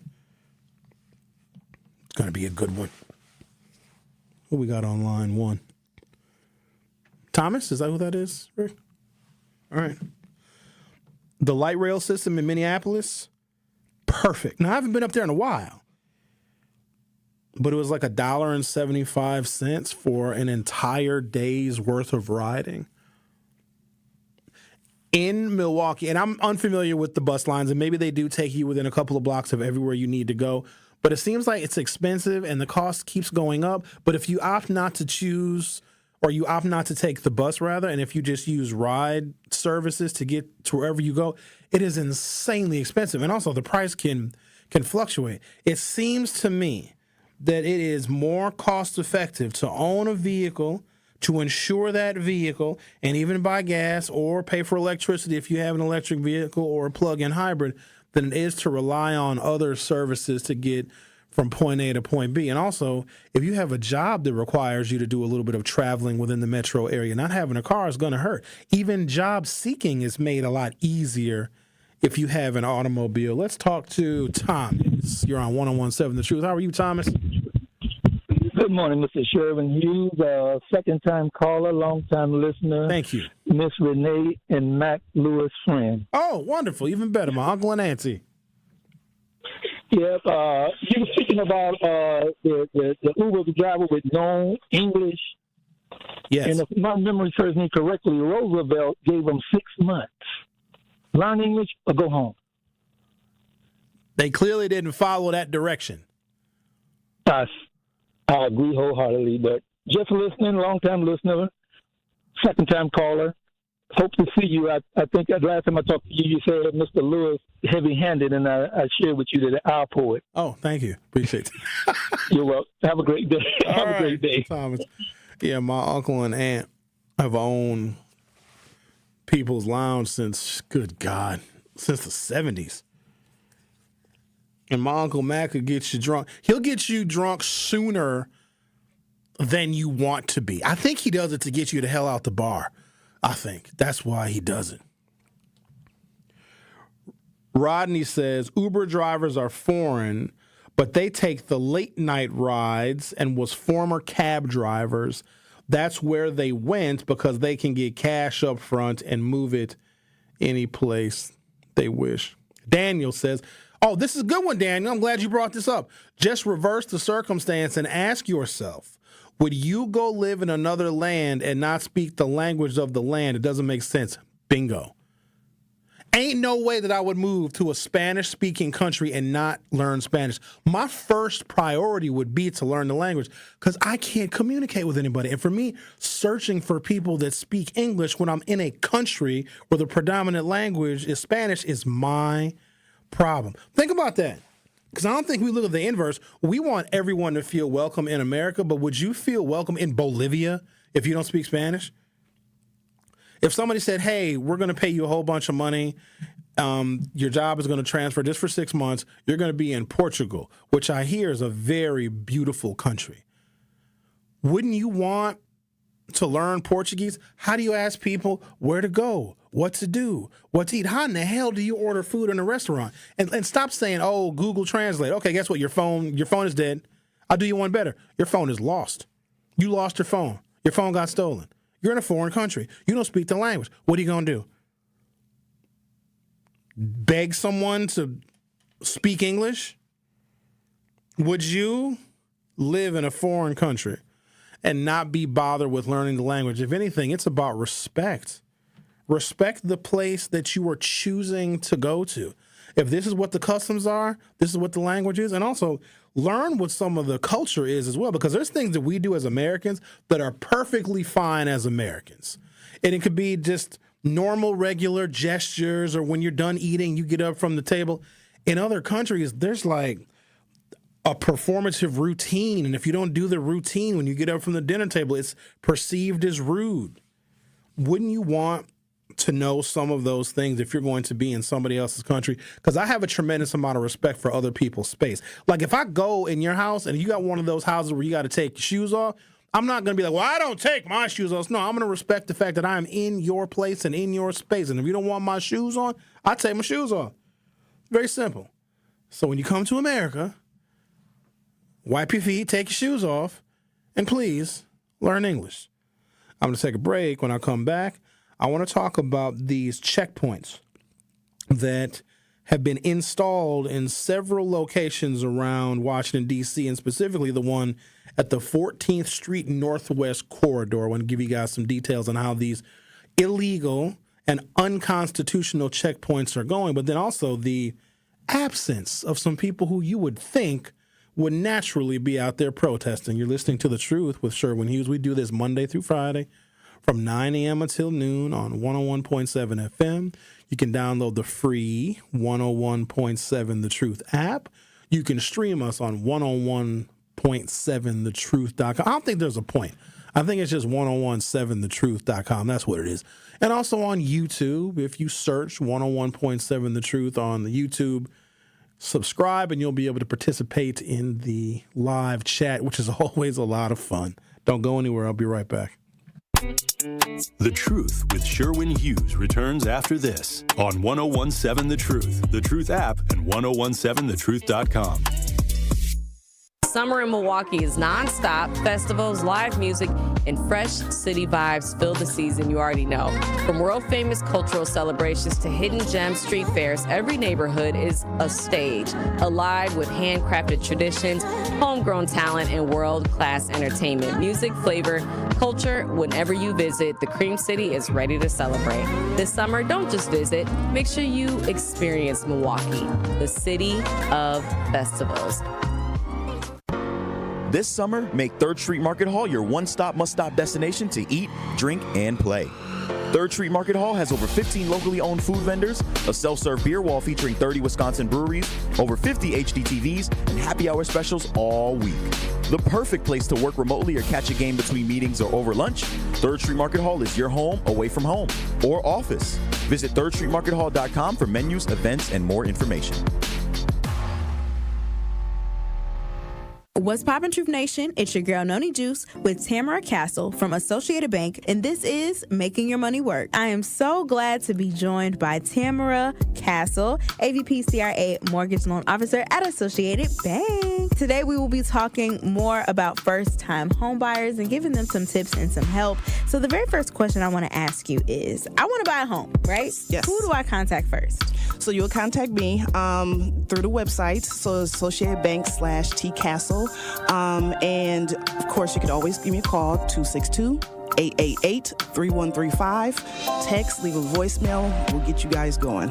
All right, so that's step one. Yes. Now, this might not be step two, but it's definitely a good question that I have. Does Associated Bank have any assistance for first-time home buyers? Yes, we do. So Associated Bank has different angles on assisting first-time buyers. The first one is we have a gift. So it's not a grant. So it's literally coming from our president to give first-time home buyers assistance with the down payment and closing costs. That's $3,000. So we can use that for, obviously, the down payment and closing costs. You can use it to buy down the rate. And pretty much every customer I have uses those funds for their first time. Because, again, sometimes it's hard to save. It's something that people use as a barrier. So we came up with, how can we assist customers? We really can't assist with credit per se, but we can assist with funds. And we don't want funds to stop someone from buying their first house. So we also have another grant called Down Payment Plus.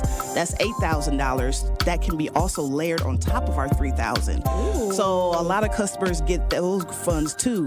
We do partner with Housing Resources, which has more funds.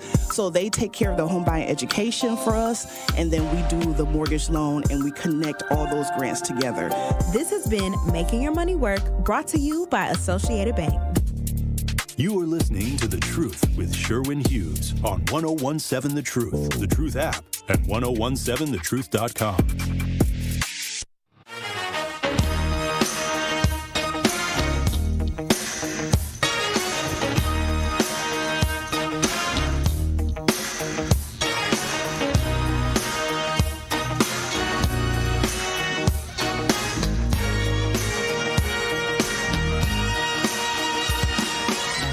Federal agents on Wednesday set up a checkpoint in a Washington, D.C. neighborhood, sparking backlash from protesters in an escalation of Donald Trump's crackdown on crime in the Capitol. Law enforcement, said to be a mixture of federal and local authorities, set up the vehicle checkpoint along the busy 14th Street Northwest corridor on Wednesday night before being heckled by a crowd of protesters. Patrick Loftus, a spokesperson for the Metropolitan Police Department, told Newsweek that the department conducted traffic safety compliance checkpoints. The spokesperson said 28 vehicles were stopped and one person was arrested. Trump on Monday announced a federal intervention in Washington, D.C., invoking emergency powers to temporarily place the city's police department under federal control. He also deployed 800 National Guard troops, saying it would help to, quote, establish law, order, and public safety.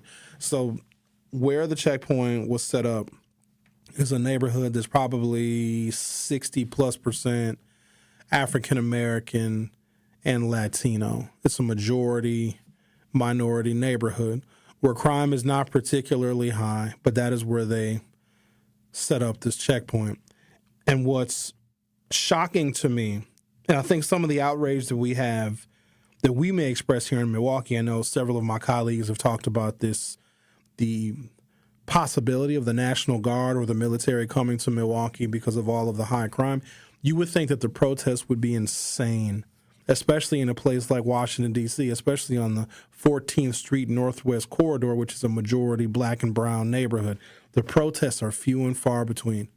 People are not taking to the streets and getting angry in a Democratic city, in a neighborhood that probably voted for Kamala Harris at a 95% number. There's not a lot of people out there. I don't think that if the military came to Milwaukee, and they're not, this is something that Donald Trump did to try and establish the fact that he could, but also to see, well, how bad would the protest be? Would people get really angry and do like George Floyd levels of protesting where people would be so mad that the military is invading their cities and invading their neighborhoods that they would start looting and rioting and burning things down? Nope. Quite honestly, it's nary a whimper. There are people who live in other cities that are more outraged, or even though it's feigned outrage, they're more feignedly outraged than the people in Washington, D.C. But you know who was missing? You know who really should be out there leading these protests? The Democratic Party. Out there as an example saying, guess what? Look at what Trump is doing. This is fascism. Democrats are nowhere to be found. You would think that the opposition political party would be out there at least for the photo op and use that as a messaging point, but the Democrats are silent.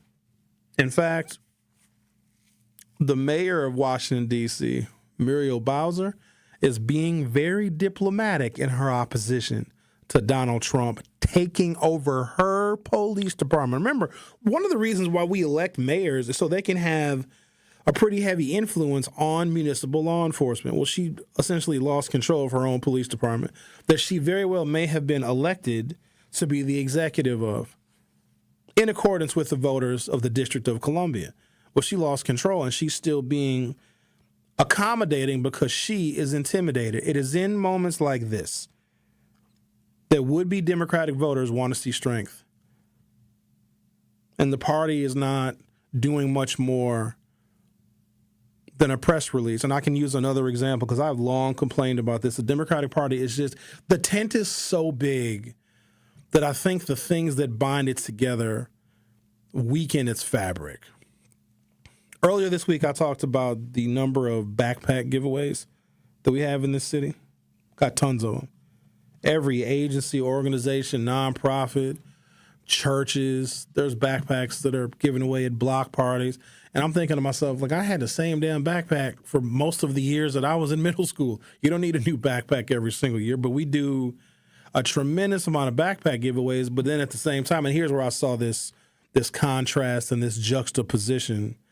It was all the backpack giveaways. Oh, we're going to make sure all the kids are prepared. But then once school starts, there's not the same motivation to help our students succeed because the majority of MPS students are not on grade level in reading and math. They're not. We'll give them all of the pencils and notebooks and all this other stuff. Oh, yeah, go ahead, kids. We even have free haircuts for the kids. Oh, they make a big deal out of back to school. I think that's because parents are just glad the kids aren't going to be at home anymore. But you know who should be giving away more backpacks than anybody else in the city of Milwaukee on the north side? Democratic Party. The Democratic Party is a multi-million-dollar nonprofit corporation designed to create platforms and agendas, support the policies of Democratic politicians, and also foster and support their campaigns. We have a voter turnout problem in our city, and it's mostly because we don't see the Democrats actively working and actively engaged unless there's a damn election. The Democratic Party should be supplying more backpacks and school supplies than anybody else. And they also should be the political party working on education policy that should be designed for our children to succeed. Because when those children can read, especially black and brown children, they're going to be future Democratic voters. The Democrats are absent from these protests, or not from the protests, but from the checkpoints that Donald Trump is setting up. They literally are creating a system of authoritarianism right here in our country, in the nation's capital, no less, and the Democrats are nowhere to be found. They could be out there standing in contrast, or the DNC, or groups and organizations affiliated with the DNC. We sure know how to get together for a damn convention. You bring all the states together for the convention, but when it comes to what Donald Trump is doing in usurping our democracy in the nation's capital, the Democrats are still treating Trump with kid gloves. This is the weakness that we don't like when it comes to the Democratic Party. Trump, let me just be diplomatic when I say, I'm going to be diplomatic to him just for this one point of clarity. He shows strength. He shows it in the wrong way, but he shows it, and some people are attracted to that. And I think the Democratic Party has got strong people, strong convictions, strong personality, but where they need to be, they never are. They could start here locally. Because if they were much more engaged and much more involved in what Milwaukee has going on, and we know every damn summer we have 10,001 backpack giveaways.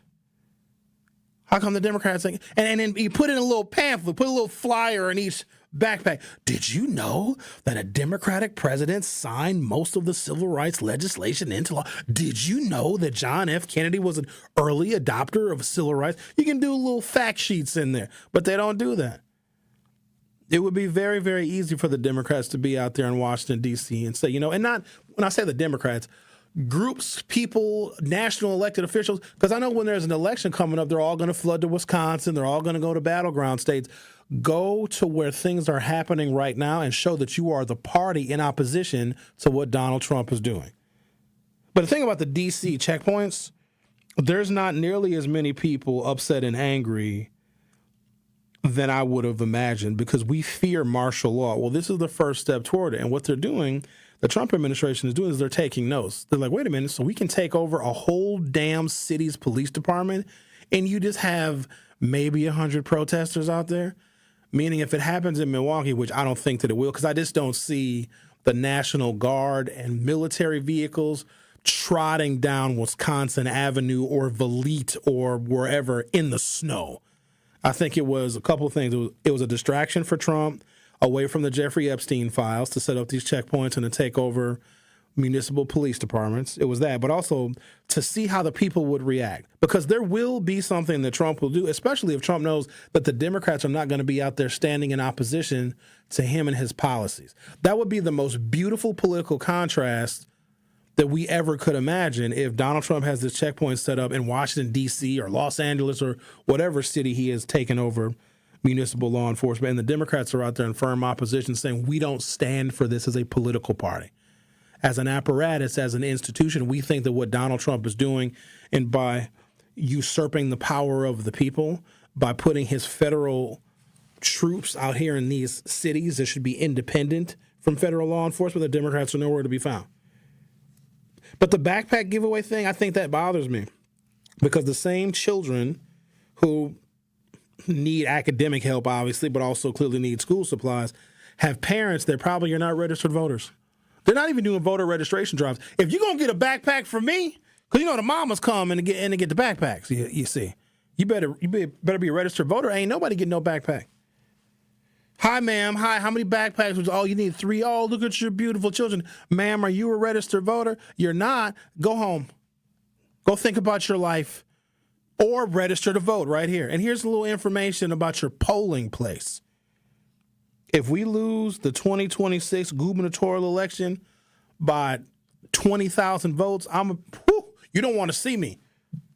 How mad I'm going to be. All right, I'm going to take a break, come back, talk to Raynell on the other side.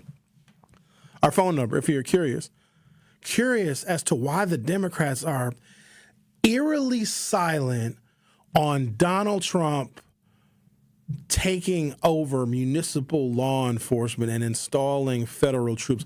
Other than a press conference, they should be out there. They should be in the streets saying we are a political party that would never do this to you. But they're not. It also makes me think that if they send federal troops to the city of Milwaukee, I got a story right here that says the people in Washington, D.C. are asking to take selfies with the federal troops. Isn't that crazy? Like, they're not even bothered by it. Meaning this is another potential victory for the Trump administration. So when something really does happen and they really need federal troops sent into a bunch of blue cities, especially ahead of the 2026 midterm elections, I don't think people are even going to care. The Truth with Sherwin Hughes will be right back. The Truth with Sherwin Hughes returns after this on 1017 The Truth app, and 1017thetruth.com. From the biggest stars to the greatest moments, Behind the Bucks is Bucks history like you've never heard it before. It's all on Behind the Bucks on the Bucks Plus audio network. Behind the Bucks is presented by Gallagher, your trusted insurance broker and HR and benefits consultant. Available now on bucks.com/plus, the Bucks app, the new ESPN Wisconsin app, and wherever you get podcasts. Hey, Truth Nation, it's your girl DT from The Truth Unfiltered with DT and Dr. Ken Harris. Now listen, at a critical time, through the Empowerment Small Business Loan Program, Old National Bank provided the resources I needed to sustain my business. Now the process had its challenges, but I was supported, and it was also an invaluable learning experience for future ventures. I am so grateful for the support that helped my business thrive. Old National Bank, member FDIC, equal housing lender, all loans subject to approval. Wisconsin is as hard-working of a place as you'll ever find. There's a sense of pride, community, and work ethic that's second to none. People here are tough, but even the toughest among us need help after a serious accident. At Gruber Law Offices, we won't stop fighting for you and your family. We've been here and will continue to be here for as long as you need us. Gruber Law Offices. One call, that's all. Marquette University High School football lives here. Catch all the action of Hilltoppers football on the award-winning 1017 The Truth. Tune in this Friday night as the Hilltoppers kick off their 2025 season hosting the Arrowhead Warhawks. Join our coverage starting at 6:30 p.m., leading up to kickoff at 7 p.m. Marquette University High School football is presented by Gruber Law Offices. One call, that's all. And sponsored by Left's Lucky Town, C.J. Schmidt, Capital Insurance Agency, Boyle Fredrickson, Annex Wealth Management, Magic Productions, and Burghardt Sporting Goods. It's 1017 The Truth. Dr. Ken Harris for Pella Windows and Doors of Wisconsin. It all started with a new invention in 1925, the roll screen. The ability to roll a window screen up and down like a shade. Pella invested in this breakthrough when the business was born in Pella, Iowa, and has introduced the world to innovation, game-changing decisions ever since. They've been at it for a century. When you want long-lasting comfort and reliability, it's easy to trust Pella. Every piece is specifically constructed for you and your home, and always designed with innovation and rigorously tested for quality and performance. The Pella team takes pride in constructing quality windows and doors with meticulous attention to every detail. Investing in new Pella windows and doors creates long-term energy savings and durability that lasts for years. There's no reason to wait, because if you order by August 31st, get 0% interest for up to 60 months. Certain restrictions apply. Yes, that's up to 5 years with no interest payments, so don't miss out. Visit PellaWI.com today. You are listening to The Truth with Sherwin Hughes on 1017 The Truth, The Truth app, and 1017thetruth.com.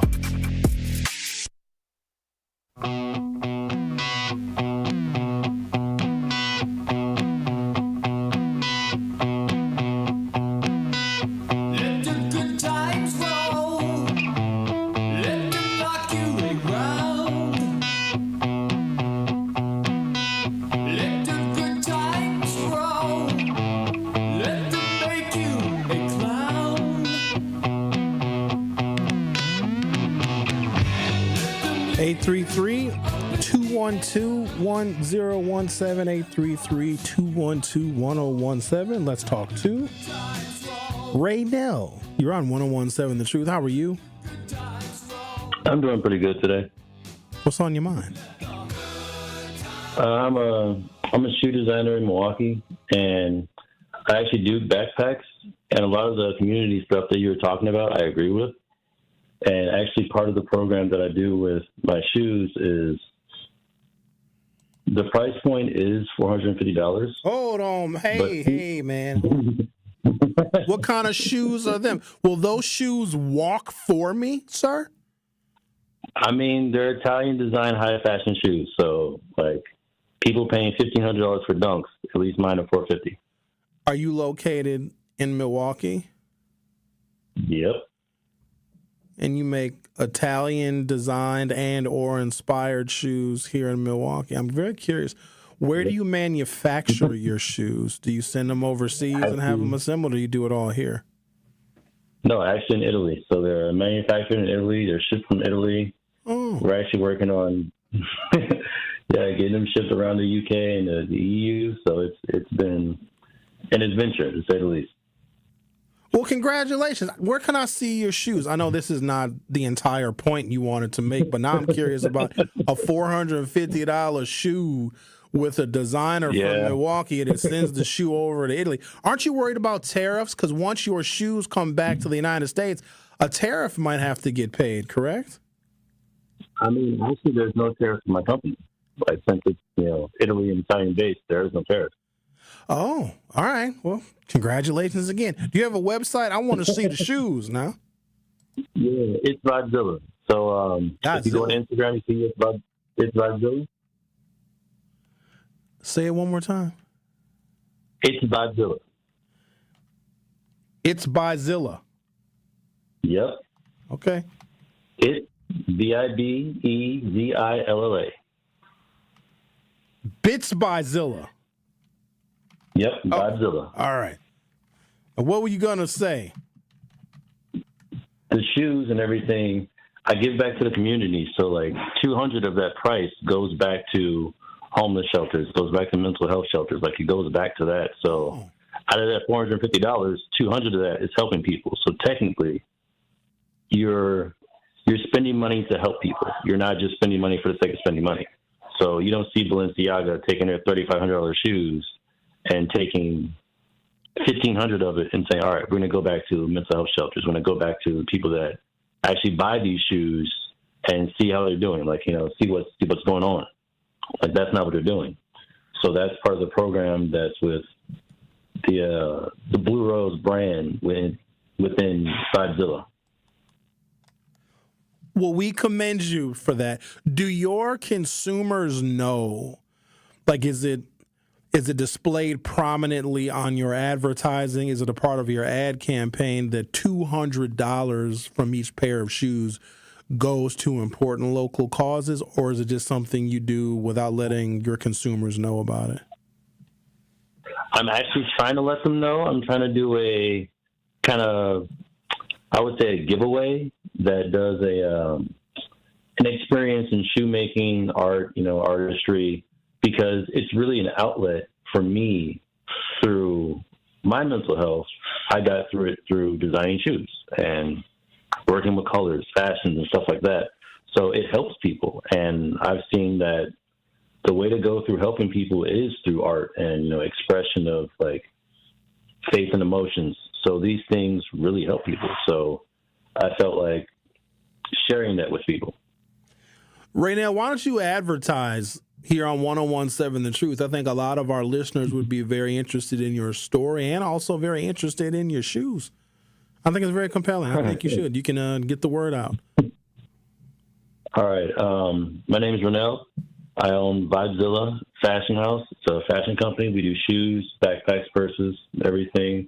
And my mission is to give back to the community in a way that's uplifting and progressive to people. And I would love to see everybody head over to Instagram. It's Vibezilla, run it up, ITSVIBEZILLA.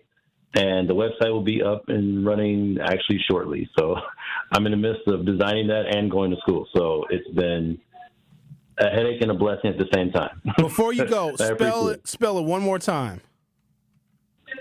It's VIBEZILLA. Thank you. Have a good weekend. Good luck to you. When I told a man to advertise, I didn't mean for him to do a commercial while I was on the phone with him. Do I have some form of dyslexia? Because I could not tell what it's Bizilla, it's Godzilla, it's Bazilla. Rick, did you catch it? All right. We're going to take a break, come back. We're going to talk about the absence of the Democratic Party where they really should be. They should be giving away the damn backpacks. They're going to want our votes in about a year and 4 months. The Truth with Sherwin Hughes will be back for Hour 3. The Truth with Sherwin Hughes returns after this on 101.7 The Truth app, and 101.7thetruth.com. Truth Nation, please join us at our third annual Truth Family Fest on Saturday, August 23rd from 11 a.m. to 3 p.m. at Riverside University High School. Admission to Truth Family Fest is absolutely free and a great place to have fun and celebrate with family and friends while also enjoying some great music and amazing food. Also, everyone in attendance will have a chance to win some great prizes, including backpacks for the kids, so make sure to save the date for our third annual Truth Family Fest on Saturday, August 23rd from 11 a.m. to 3 p.m. at Riverside University High School. Truth Family Fest is presented by Crash Course Driver Education Center and U.S. Cellular. Also sponsored by Landmark Credit Union, Milwaukee Public Schools, U.S. Bank, Gruber Law Offices, Big Frog, Milwaukee Area Technical College, Educators Credit Union, and Riverside University High School. Truth Family Fest on Saturday, August 23rd from 11 a.m. to 3 p.m. at Riverside University High School. At Educators Credit Union, our members are our purpose. As a credit union, we're more than a financial. We're people helping people.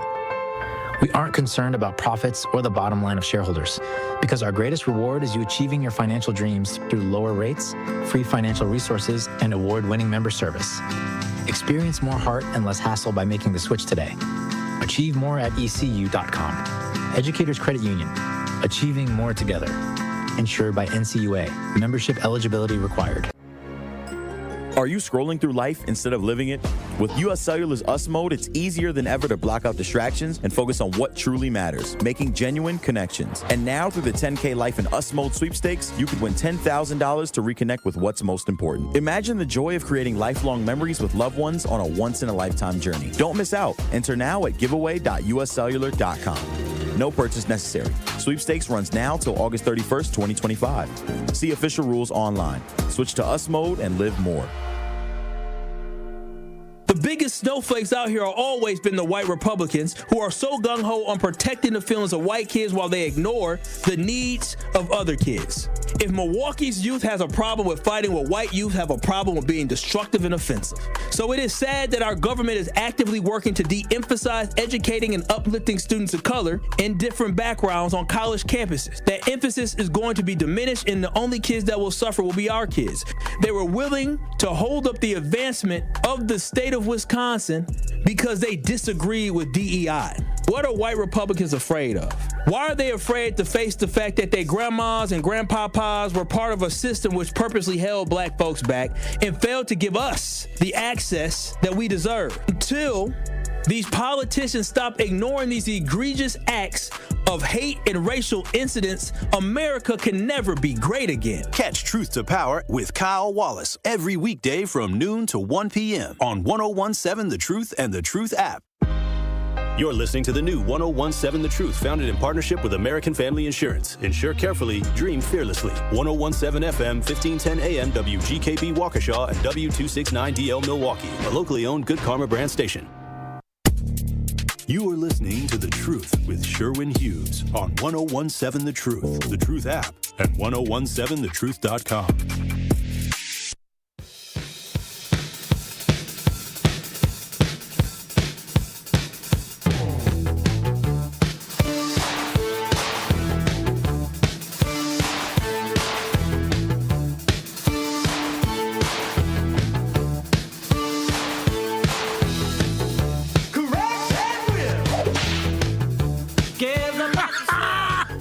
Welcome to hour 3 of The Truth with me, Sherwin Hughes. I'm taking it back to the 80s on y'all. Y'all remember Devo? They had the red things on their head. Let's talk to... Love Devo. Oh, you do? You love Devo, do you?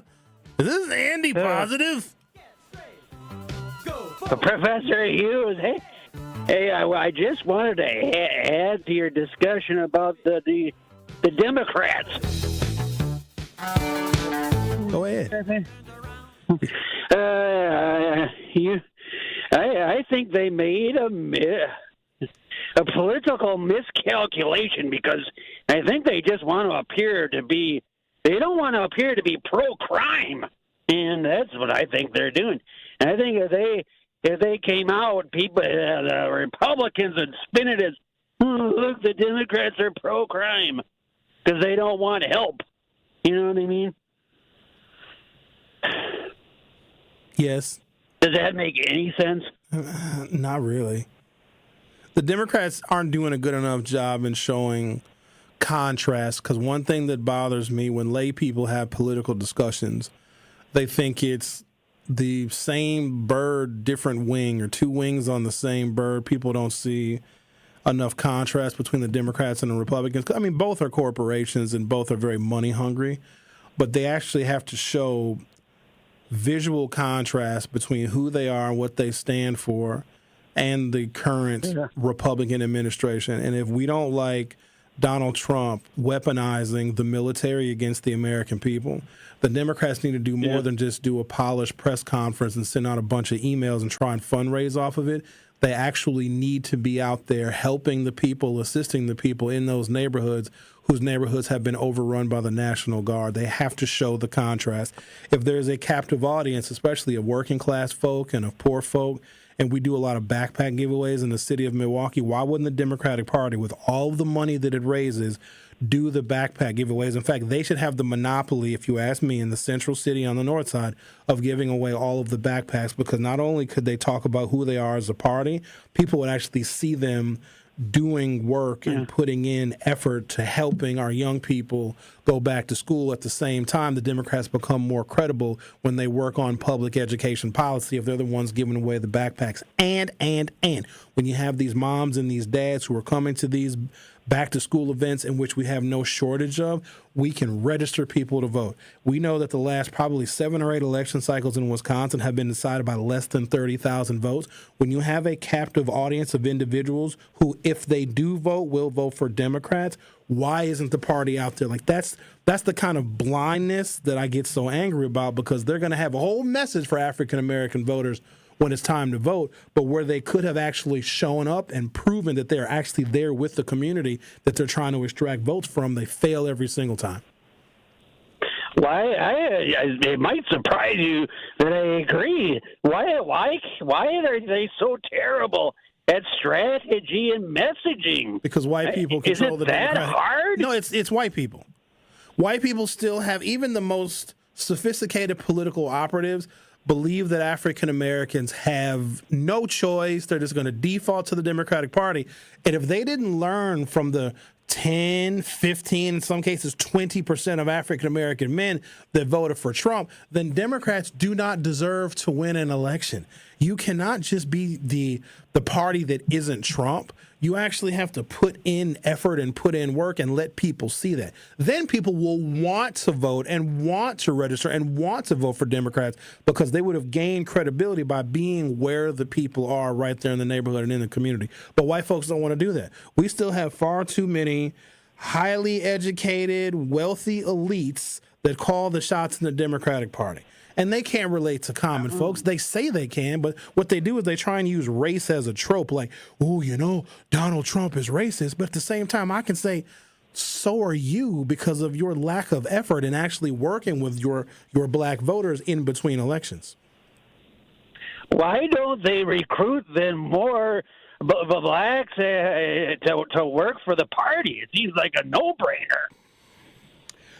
So I have to go into some deep clandestine conversation for that. So what the Democrats do is they used to do them, and I'm a product of this. There's two leadership trainings that they would do, DLI and ADLI. So DLI is the Democratic Leadership Institute. It is where high-level Democratic elected officials, so think a Tammy Baldwin, so think a Congresswoman Gwen Moore, think a Tony Evers. They would handpick people that would go through these specialized weekend-long training retreats to instruct the next generation of Democratic Party campaign managers, operatives, and candidates. And then once you graduate from DLI, you go to advanced DLI. I went through that because I've worked for Democratic politicians, but I was the only black person in some of those institutes, and what I was able to do is leverage my participation in DLI and ADLI to get jobs working for either Democratic administrations or Democratic elected officials. African Americans are kept out of that, and so when I became a vice chair of the Milwaukee County Democratic Party, I stressed that we're going to need the party to be more active and more engaged, and not just informing African Americans of the issues and who to vote for, but telling us how we can be candidates, campaign managers, campaign consultants, because it is a technical skill. It really is a trade to know how to manage a campaign, and the money is insane. Now, the money is not, it doesn't last forever. Some campaigns last, 12 months, 13 months, give or take. But some, like a political director for a big campaign, is making $10,000, $12,000, $13,000, $14,000 a month. And then once your candidate wins, they hire you in their government office, right? So you could be a political director for Tony Evers' campaign making $10,000 a month. Tony Evers then gets elected. Now you're his deputy chief of staff making $150,000 a year. And then when the next campaign comes along, you take a leave of absence from your deputy position in his government office, and you go work on the campaign again and make your $10,000 a month. And it's a cycle, and they only want certain people in that cycle, and most of them are white. I hope that explains it. That's good money. You could buy a lot of those Godzilla shoes, but I have to say, the Democratic Party, they better wake the heck up because the game is almost over. I agree. I also have a story here where Donald Trump is planning on rigging the midterm elections in 2026. Andy, thank you for your call. I appreciate it. All right. Okay, I did most of the talking during that call. Let's talk to Security Mike. You're on 101.7 The Truth. How are you? Thank you for your call. Turn your radio down, Security Mike. You love having that radio up, don't you?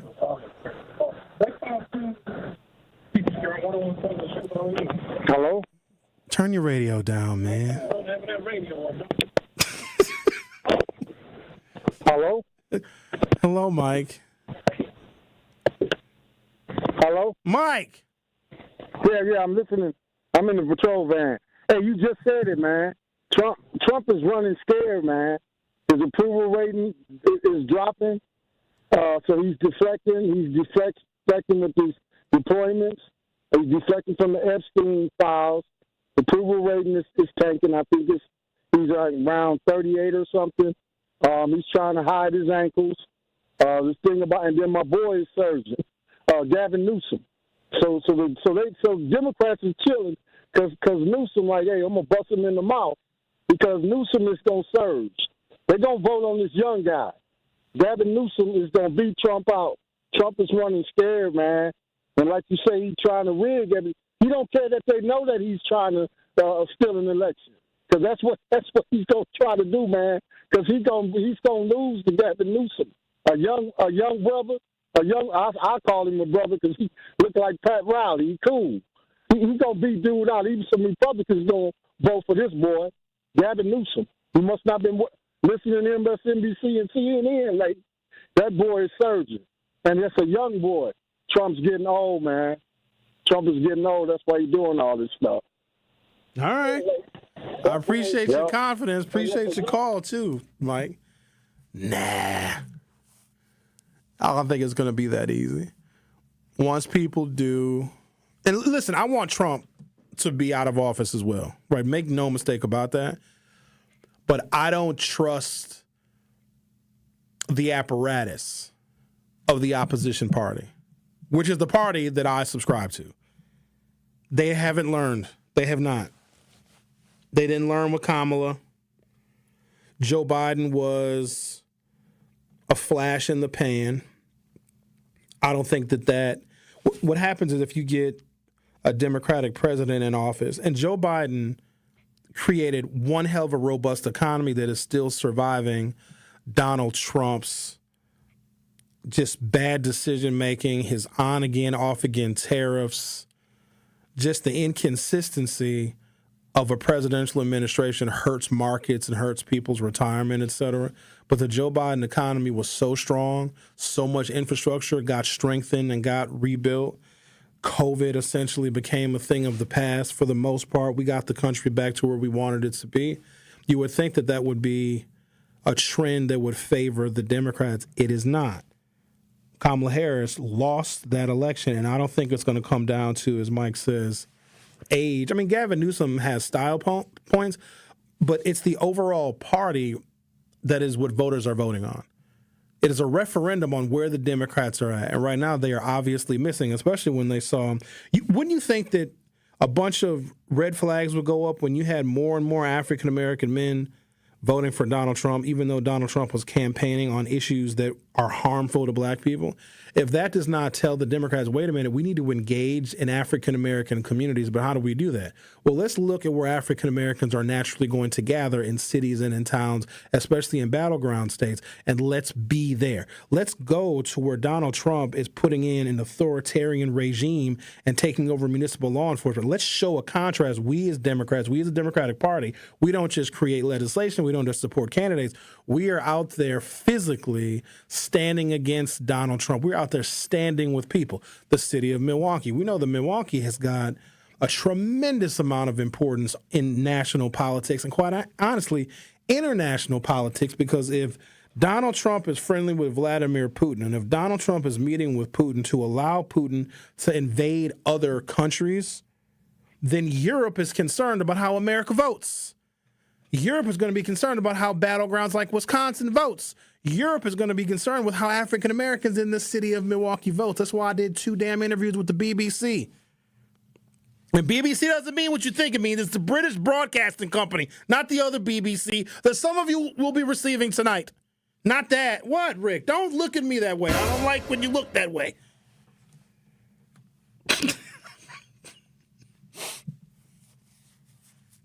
The Democrats are missing because here's the thing with white people. They're white. And I can't blame them for that. Here's the thing about white people. Another thing about them. They didn't ask to be white. So the privileges that they get, they just have them. Most of us were born with 2 legs.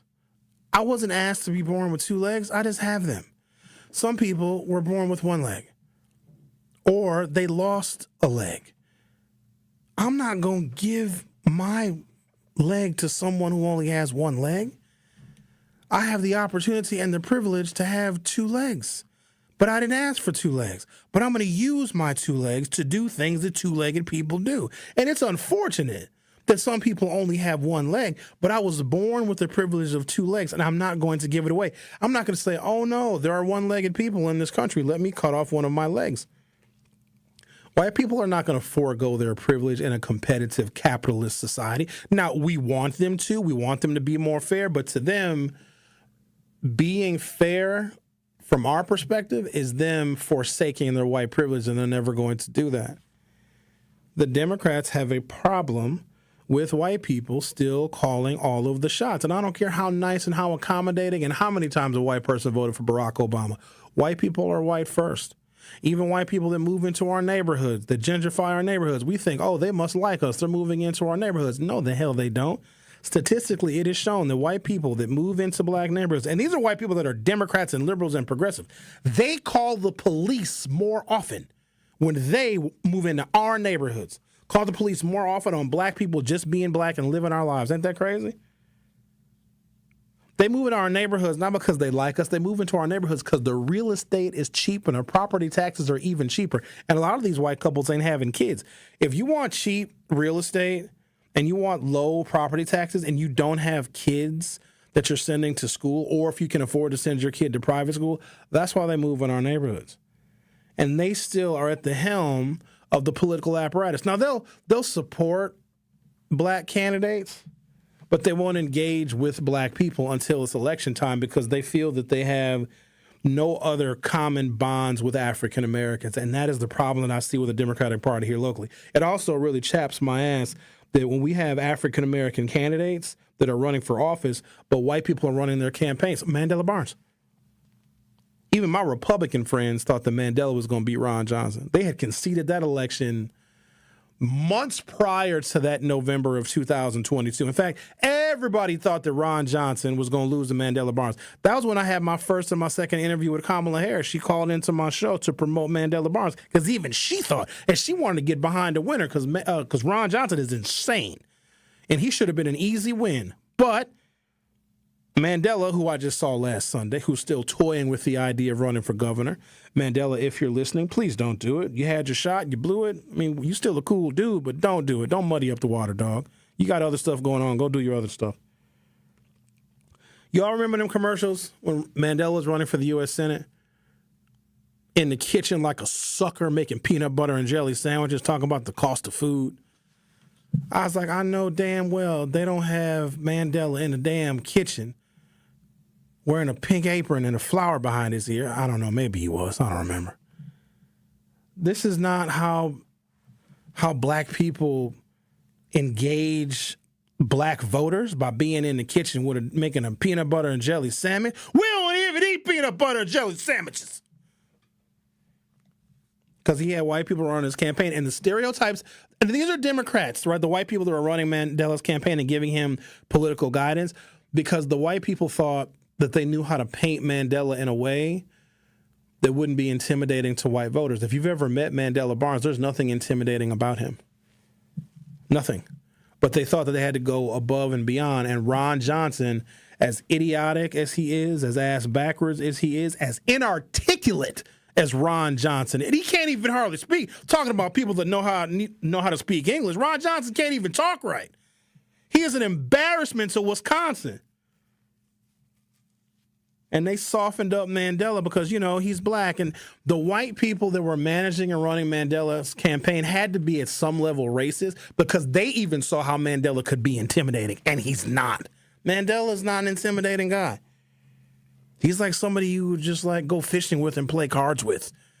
He's just a dude. They got him making peanut butter and jelly sandwiches. But this is what happens. And then we lose the U.S. Senate race. Then the Democrats don't get the majority in the U.S. Senate. And Donald Trump has got a fresh Republican majority in both the House and the Senate because we screwed that up. The Truth with Sherwin Hughes on 101.7 FM. We'll be right back. The why.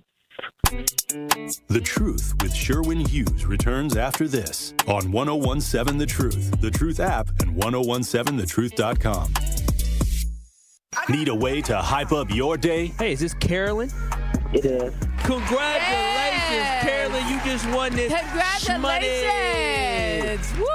God is good all the time. What would you do with $5,000? I'm going to buy my nieces some school clothes because my nephew just passed away. Aww. So I'm going to get them some clothes. Stay tuned into 101.7 The Truth for your chance to be entered into the Gruber Law Office's 5K giveaway.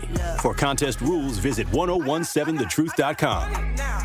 It's 1017 The Truth. Dr. Ken Harris for Pella Windows and Doors of Wisconsin. It all started with a new invention in 1925, the roll screen. The ability to roll a window screen up and down like a shade. Pella invested in this breakthrough when the business was born in Pella, Iowa, and has introduced the world to innovation, game-changing decisions ever since. They've been at it for a century. When you want long-lasting comfort and reliability, it's easy to trust Pella. Every piece is specifically constructed for you and your home, and always designed with innovation and rigorously tested for quality and performance. The Pella team takes pride in constructing quality windows and doors with meticulous attention to every detail. Investing in new Pella windows and doors creates long-term energy savings and durability that lasts for years. There's no reason to wait, because if you order by August 31st, get 0% interest for up to 60 months. Certain restrictions apply. Yes, that's up to 5 years with no interest payments, so don't miss out. Visit PellaWI.com today.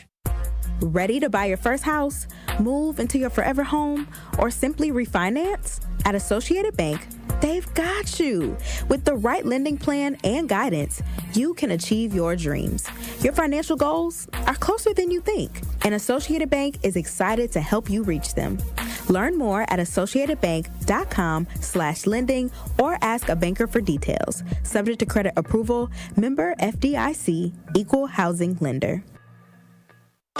Step right up and gaze into my crystal ball. I see flashing lights, spinning reels, and a big win. This August, you have a ticket to a cash carnival at Potawatomi. Play with your rewards card and earn entries to win your share of $300,000 in cash and prizes. Prize drawings every Thursday through August 28th. Your fortune awaits only at Potawatomi Casino Hotel, Milwaukee. More info online. Must be 21 and a rewards member to play. We Energies want you to keep this important safety message in mind. Before you start digging, planting, or landscaping on your property, call 811 to have underground utilities marked. Calling 811 at least 3 business days before you plan to dig will help you know what's below and can prevent a hazardous situation. Our representatives will mark the underground utilities on your property for free. So remember, stay safe and call before you dig. We Energies. People you can trust. Energy you can depend on. You are listening to The Truth with Sherwin Hughes on 1017 The Truth, The Truth app, and 1017thetruth.com.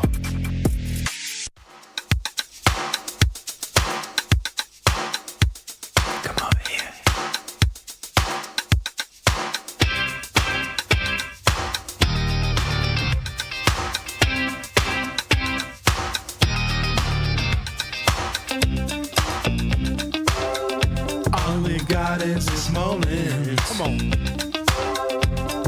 21st century's yesterday. Stop playing. Doing a Bernie dance. Look at here, dude. The 80s had the coldest pop music of any decade. Hands down, plain and simple. 80s pop on par with 90s R&B. You had to go another decade before you had music as impactful as 80s pop. All right.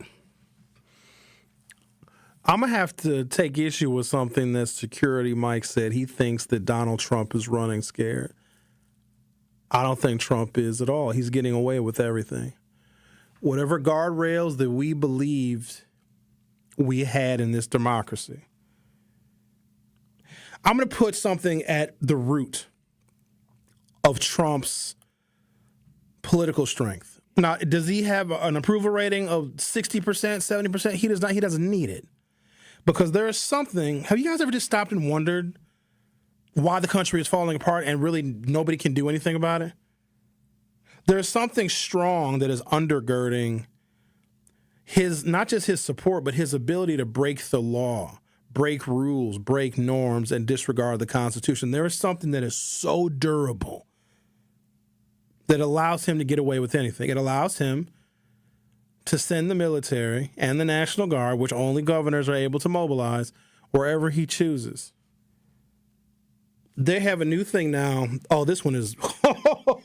Oh, it's a big one. He wants to ban mail-in voting. And if states don't acquiesce to getting rid of mail-in voting, he is going to have the Department of Homeland Security withhold federal grants for election security. We need money for election security so our voting machines don't get hacked. And Trump is saying to these states, this is his new direction he's going in. If you don't ban mail-in voting, because he believes, even though it's never been proven, that there's a whole bunch of fraud that is committed when people mail their ballots. And there's some states that are all mail-in ballots. And they are Democratic states. I think Oregon is one. Washington might be another one. Democratic blue states that are all mail-in. And if he bans mail-in voting, then those states are going to have to scramble to create another system in order for people in those respective states to be able to cast their ballots. So if you don't ban mail-in voting, your elections are going to be much more vulnerable to attack. And I just wonder, who would be the nation to attack and hack and change the results of our voting systems if our states administer elections? That's something else. States shouldn't even have to listen to the federal government. Because the federal government used to take election security very seriously, they would provide millions of dollars in grants just to make sure that voting machines had the top-notch security and everything was, electronically up to date or whatever the case may be. But this is just how just unpatriotic it is. It's a whole bunch of other things. It's illegal. It's immoral. It's wrong. But it's also just unpatriotic.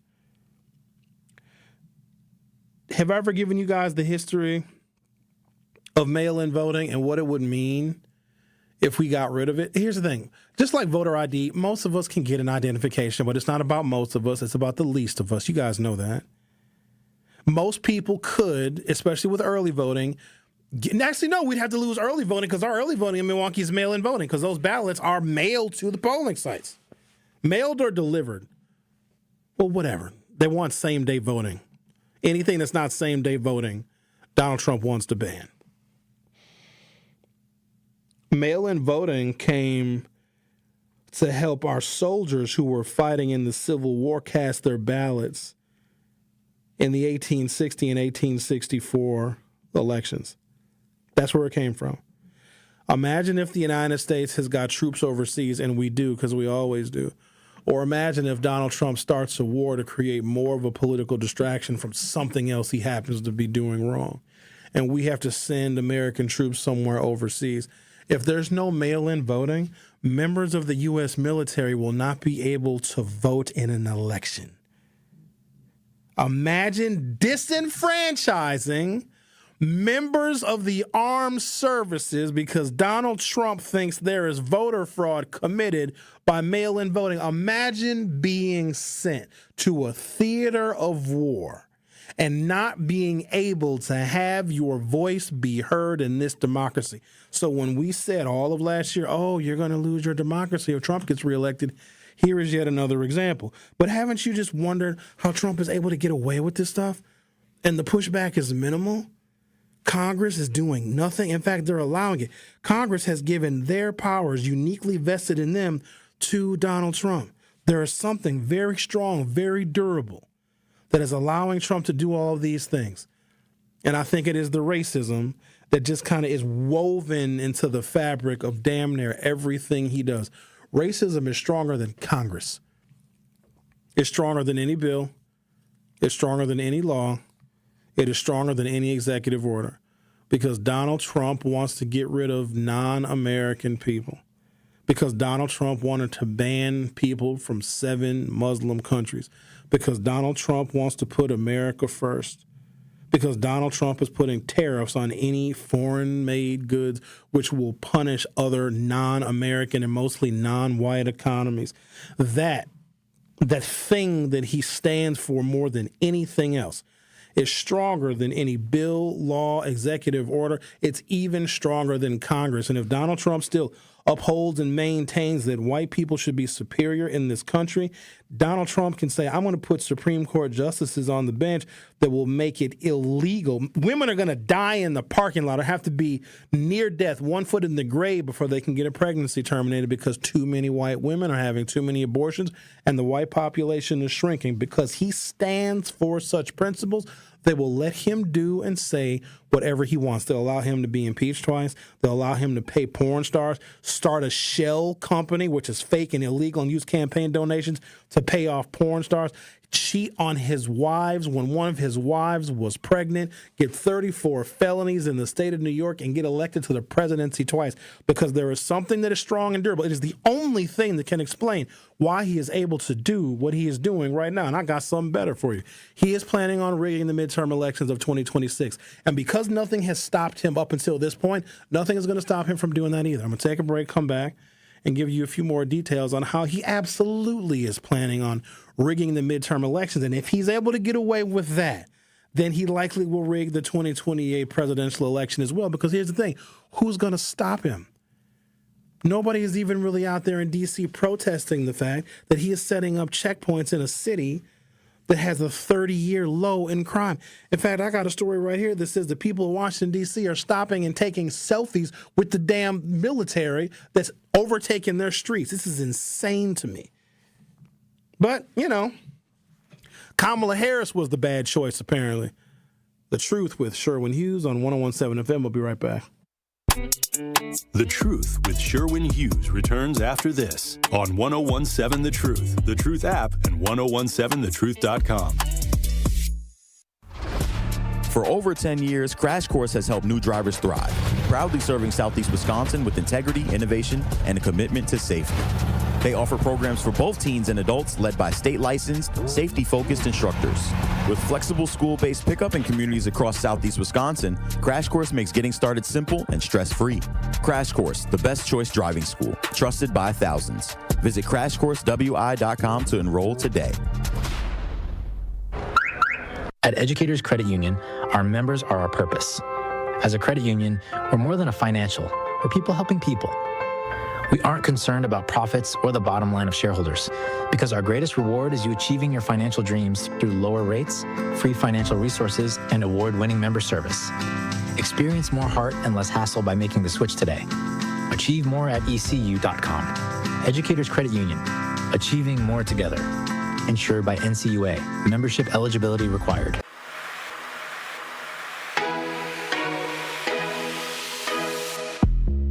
It's time for Truth Takes, a thought-provoking commentary on the award-winning 101.7 The Truth. Here is Dr. Ken Harris with his truth.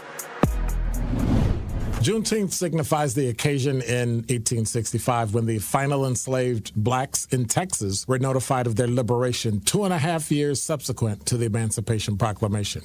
The moment when 100% of victims of slavery finally recognized their liberation indicated the principles of the U.S. Constitution came to be universally applicable. This represents a success for Black Americans and a subsequent and significant point in American history, highlighting the nation's alleged dedication to liberty and justice for all.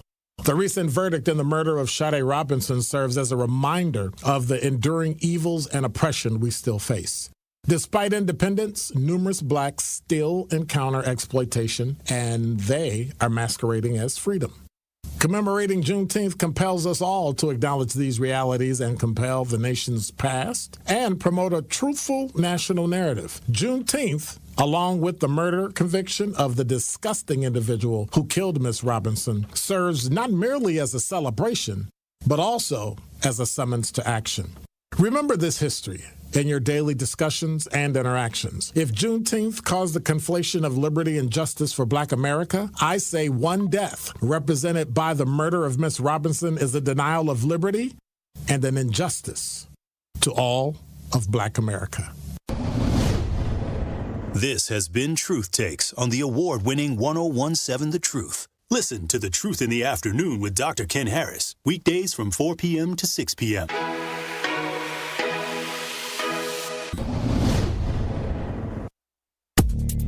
You are listening to The Truth with Sherwin Hughes on 101.7 The Truth, The Truth app, and 1017thetruth.com.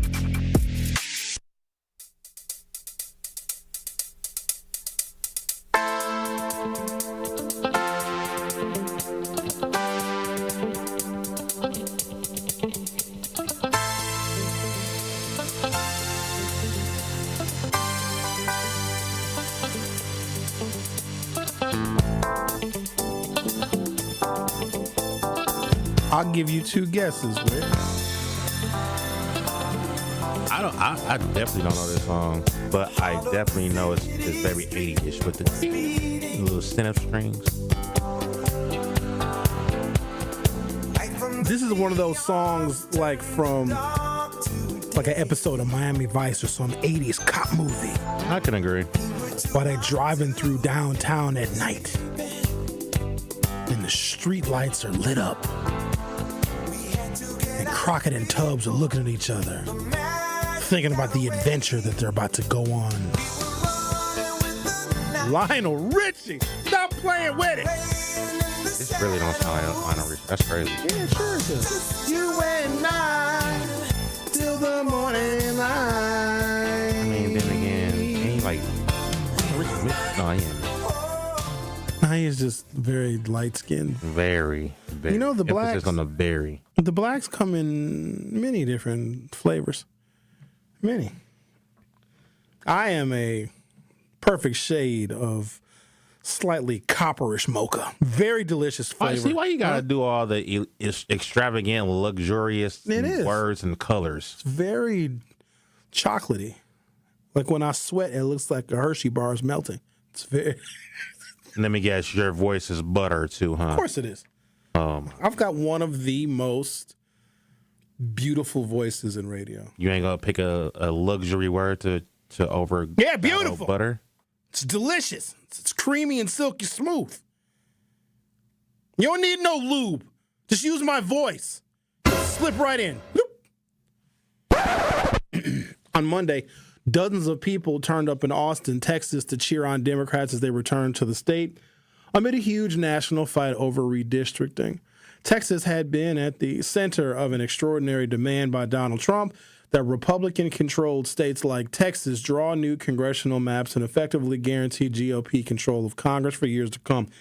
If you are interested in what the details are of what is happening in Texas with them redrawing these 5 intentional Republican seats in between a census, that is illegal, unconstitutional, violates the 14th Amendment and the Voting Rights Act, and Donald Trump is doing it anyway with cooperation from a governor. So governors that took an oath of office with their hand on the Bible to swear to uphold and defend the Constitution of the United States and of their states are violating their oaths to support Donald Trump.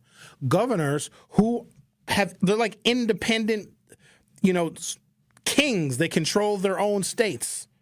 It's even enumerated in the Constitution. All the other stuff the federal government doesn't do, we leave it to the states. They are now acquiescing and forsaking morality, decency, honesty, fairness, the democracy, the Constitution, state law, federal law, local ordinance to be accountable to no one except Donald Trump.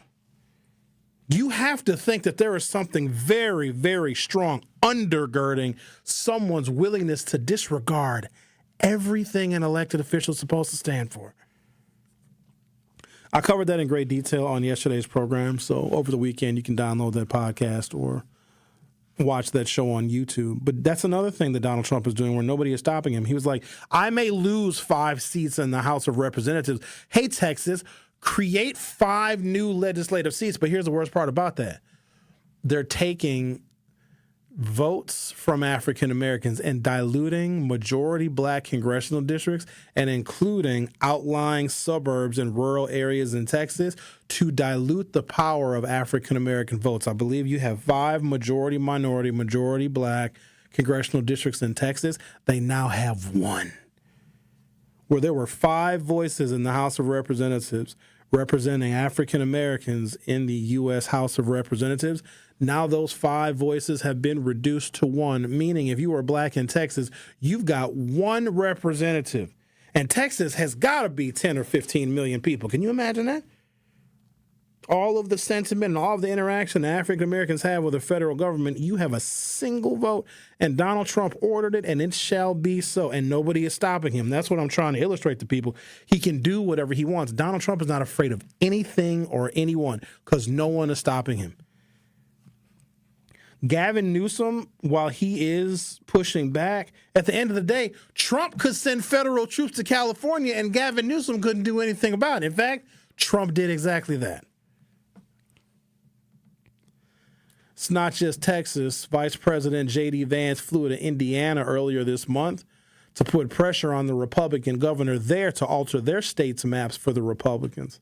Politico reported that the White House has been in talks with Republicans in Missouri, New Hampshire, South Carolina, and Florida to change their congressional maps to dilute minority congressional districts and create more Trump-loving Republican seats. It is insane. So when we talked about us losing the democracy, this is it.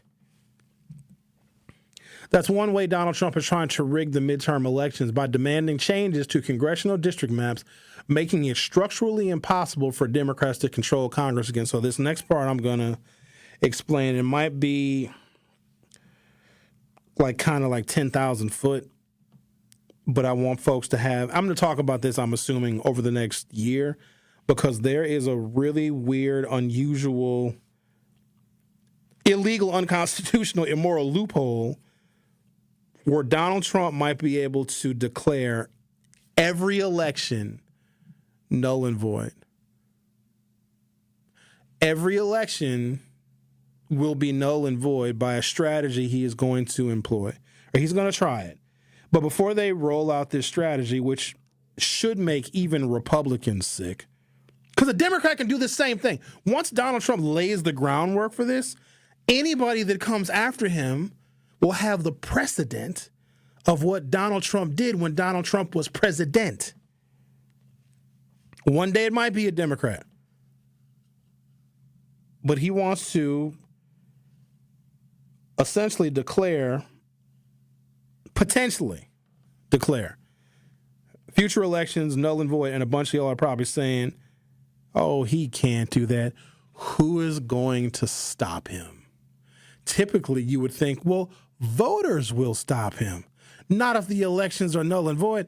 That is the whole thing with rolling out the military to these American cities, to see how Americans are going to react to that. And right now, we got people in Washington, D.C. taking selfies with members of the National Guard like, wow, that sure is a nice tank. Will you pose for a picture? Like, the military has invaded Washington, D.C. on the request of Donald Trump, and y'all over here taking selfies and posting on Instagram. I blame Instagram.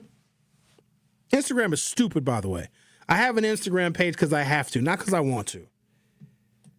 Trump appears to be trying to establish the pretext for nullifying or delaying the midterm elections everywhere, demanding a new census and claiming the old one shouldn't count. I'm going to stop right there. And when I come back, I'm going to give you the rest of the details of how Donald Trump is going to claim that the census that we took in 2020 should be null and void because it counted immigrants. And if it counted immigrants, and if we created congressional districts based on counting immigrants, then every single congressional district in the country is fraudulent. And if you have fraudulent congressional districts, no, I'm serious, this is what they're doing. If you have fraudulent congressional districts created by a census that included people that are illegal, you can't hold an election because every single one of your congressional districts is fraudulent. That's the blueprint. And right now, I'm giving you the blueprint of what he's doing, and we still, as of right now, cannot figure out how to stop it. I'm going to give you more details on the other side. You're listening to The Truth with Sherwin Hughes on 101.7 FM. I'll be right back. The Truth with Sherwin Hughes returns after this on 101.7 The Truth, The Truth app, and 101.7thetruth.com. Need a way to hype up your day? Hey, is this Carolyn? It is. Congratulations, Carolyn. You just won this. Congratulations. Woo! God is good all the time. What would you do with $5,000? I'm going to buy my nieces some school clothes because my nephew just passed away. Aww. So I'm going to get them some clothes. Stay tuned into 101.7 The Truth for your chance to be entered into the Gruber Law Office's 5K giveaway. For contest rules, visit 101.7thetruth.com. This is Sherwin Hughes from 101.7 The Truth for Axe Housing. Are you tired of paying a landlord rent when you should be paying yourself? Do you want to leave a financial legacy, or would you like to have a stable place to call home? Well, it's time for you to start on the path to owning your own home instead of renting. You can work with an Axe Housing coach, and they will teach you how home ownership can be a reality. Axe Housing has helped over 4,000 families in our neighborhoods. Many times your mortgage will be a lot less than what you're paying for rent. As an average Axe family who has been helped pays around $900 per month. No matter what barriers you think you're facing, Axe Housing Coaches can assist you right now. An Axe Housing Coach will help you create and stick to a plan and a budget and get you ready for home ownership. If you're not dreaming of home ownership by now, you certainly should be. Let's make it a reality with Axe Housing. Get started on a virtual orientation by clicking on axehousing.org. That is ACTS housing.org. Don't let where you are financially right now get in the way of your very bright future of becoming a homeowner. Axe Coaches are here to help. Marquette University High School football lives here. Catch all the action of Hilltoppers football on the award-winning 1017 The Truth. Tune in this Friday night as the Hilltoppers kick off their 2025 season hosting the Arrowhead Warhawks. Join our coverage starting at 6:30 p.m., leading up to kickoff at 7 p.m. Marquette University High School football is presented by Gruber Law Offices. One call, that's all. And sponsored by Left's Lucky Town, C.J. Schmidt, Capital Insurance Agency, Boyle Fredrickson, Annex Wealth Management, Magic Productions, and Berghardt Sporting Goods. Ready to buy your first house, move into your forever home, or simply refinance? At Associated Bank, they've got you. With the right lending plan and guidance, you can achieve your dreams. Your financial goals are closer than you think, and Associated Bank is excited to help you reach them.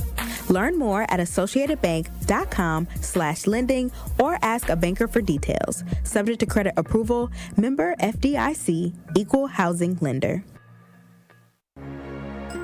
Are you scrolling through life instead of living it? With US Cellular's US Mode, it's easier than ever to block out distractions and focus on what truly matters, making genuine connections. And now through the 10K Life in US Mode sweepstakes, you could win $10,000 to reconnect with what's most important. Imagine the joy of creating lifelong memories with loved ones on a once-in-a-lifetime journey. Don't miss out. Enter now at giveaway.uscellular.com. No purchase necessary. Sweepstakes runs now till August 31st, 2025. See official rules online. Switch to US Mode and live more. You are listening to The Truth with Sherwin Hughes on 1017 The Truth, The Truth app, and 1017thetruth.com.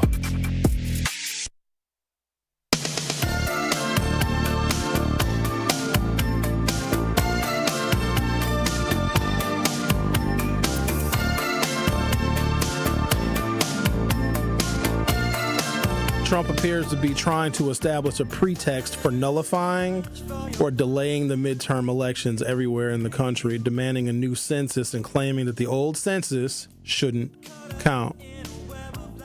A lot of the anti-immigrant philosophy and policy of the Trump administration is to discredit people who are here legally. So that also gives us a pretext for sending law enforcement and the Department of Homeland Security and ICE and Immigration and Customs Enforcement into cities and to deport people because he has to make good on that promise. But he lied to the American people and said, oh, they're here and they're taking your jobs, they're committing all these crimes. A lot of people have been deported and crime, if I'm not mistaken, is still here. Because they're not even saying in Washington, D.C., oh, it's all the bad immigrants in D.C. that's creating all the crime. I guess I could see if they're saying, no, we're only here because we want to get illegals. The checkpoints are pulling over everybody. So you have to discredit and dehumanize people that are here, quote unquote, illegally. So then you can say, well, wait a minute. We have all these people that are here illegally. We got to get them out of our country because they're murderers and rapists and all this other stuff. Well, they shouldn't count in the census either. Do you see these successive steps that they're taking? And every successive step, Americans just get used to it. We don't want immigrants here because they're causing all the crime and they're bringing in all the fentanyl. Okay, well, let's deport them. Let's combine all of our federal agencies. In fact, let's even expand who we are hiring to be in ICE. They even removed the age requirement. You can be 62 years old and be an ICE agent. So if we're removing all of these immigrants because they're really bad people and they're taking jobs from Americans, then, well, they shouldn't count in the census either, right?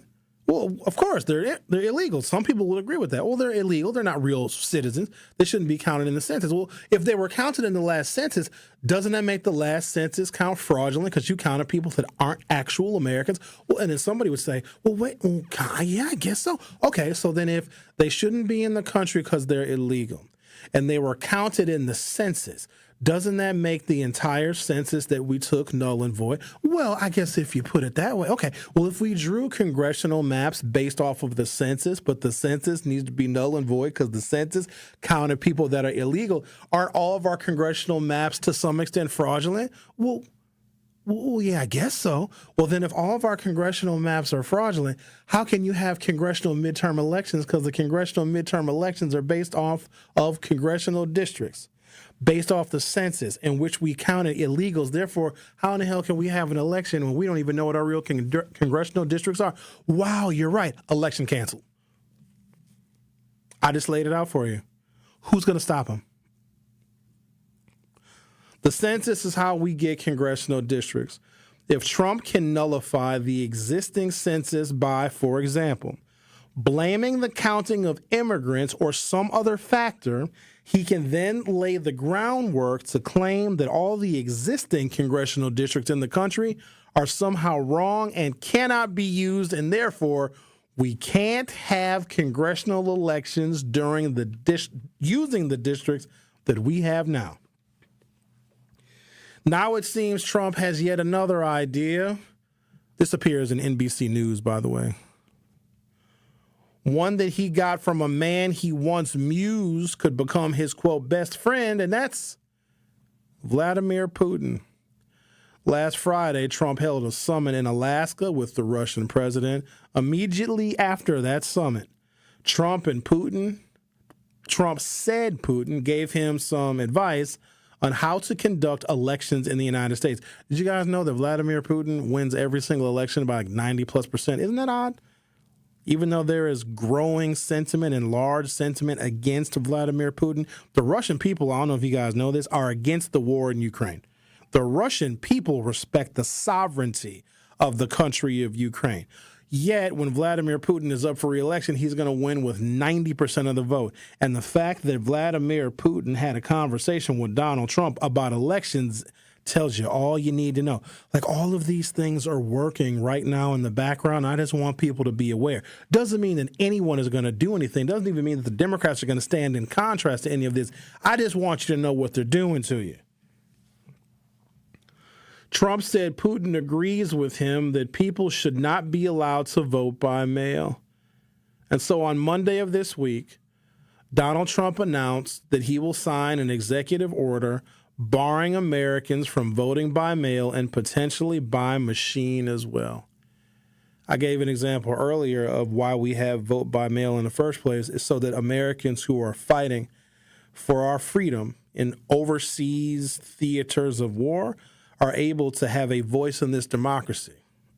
If you're fighting for this country, you should be able to vote. And because you're not at home, should not take away your right to be able to vote. If we get rid of mail-in voting, in which Donald Trump signed an executive order to do so, any member of the uniformed services that is serving overseas has been disenfranchised. Watch what Trump does and not what he says.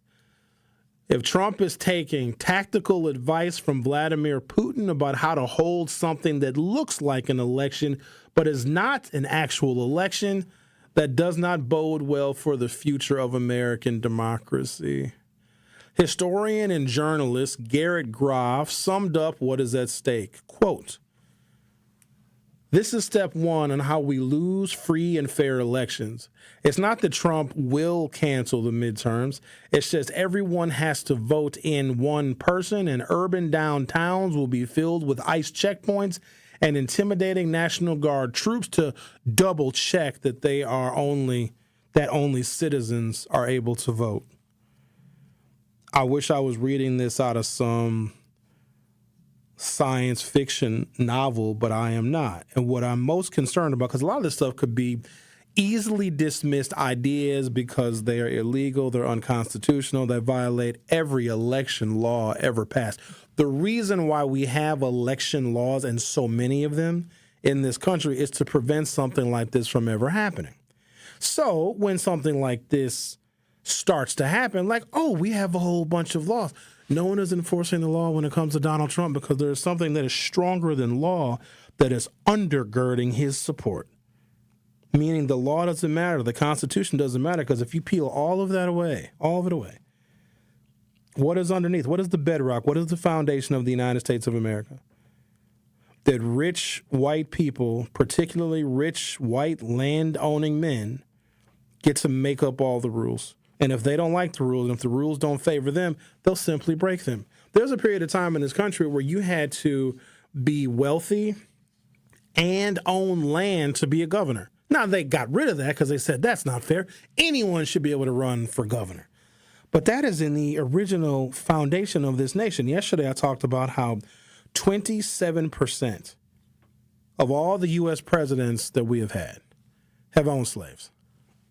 Almost a third of all the presidents that we have had have owned slaves.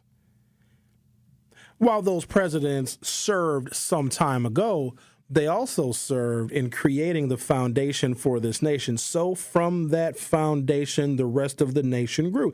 And we've changed and we've, done things a little bit better. But at the end of the day, it is in the DNA of the nation. What Trump is doing is just taking this country back to its original roots.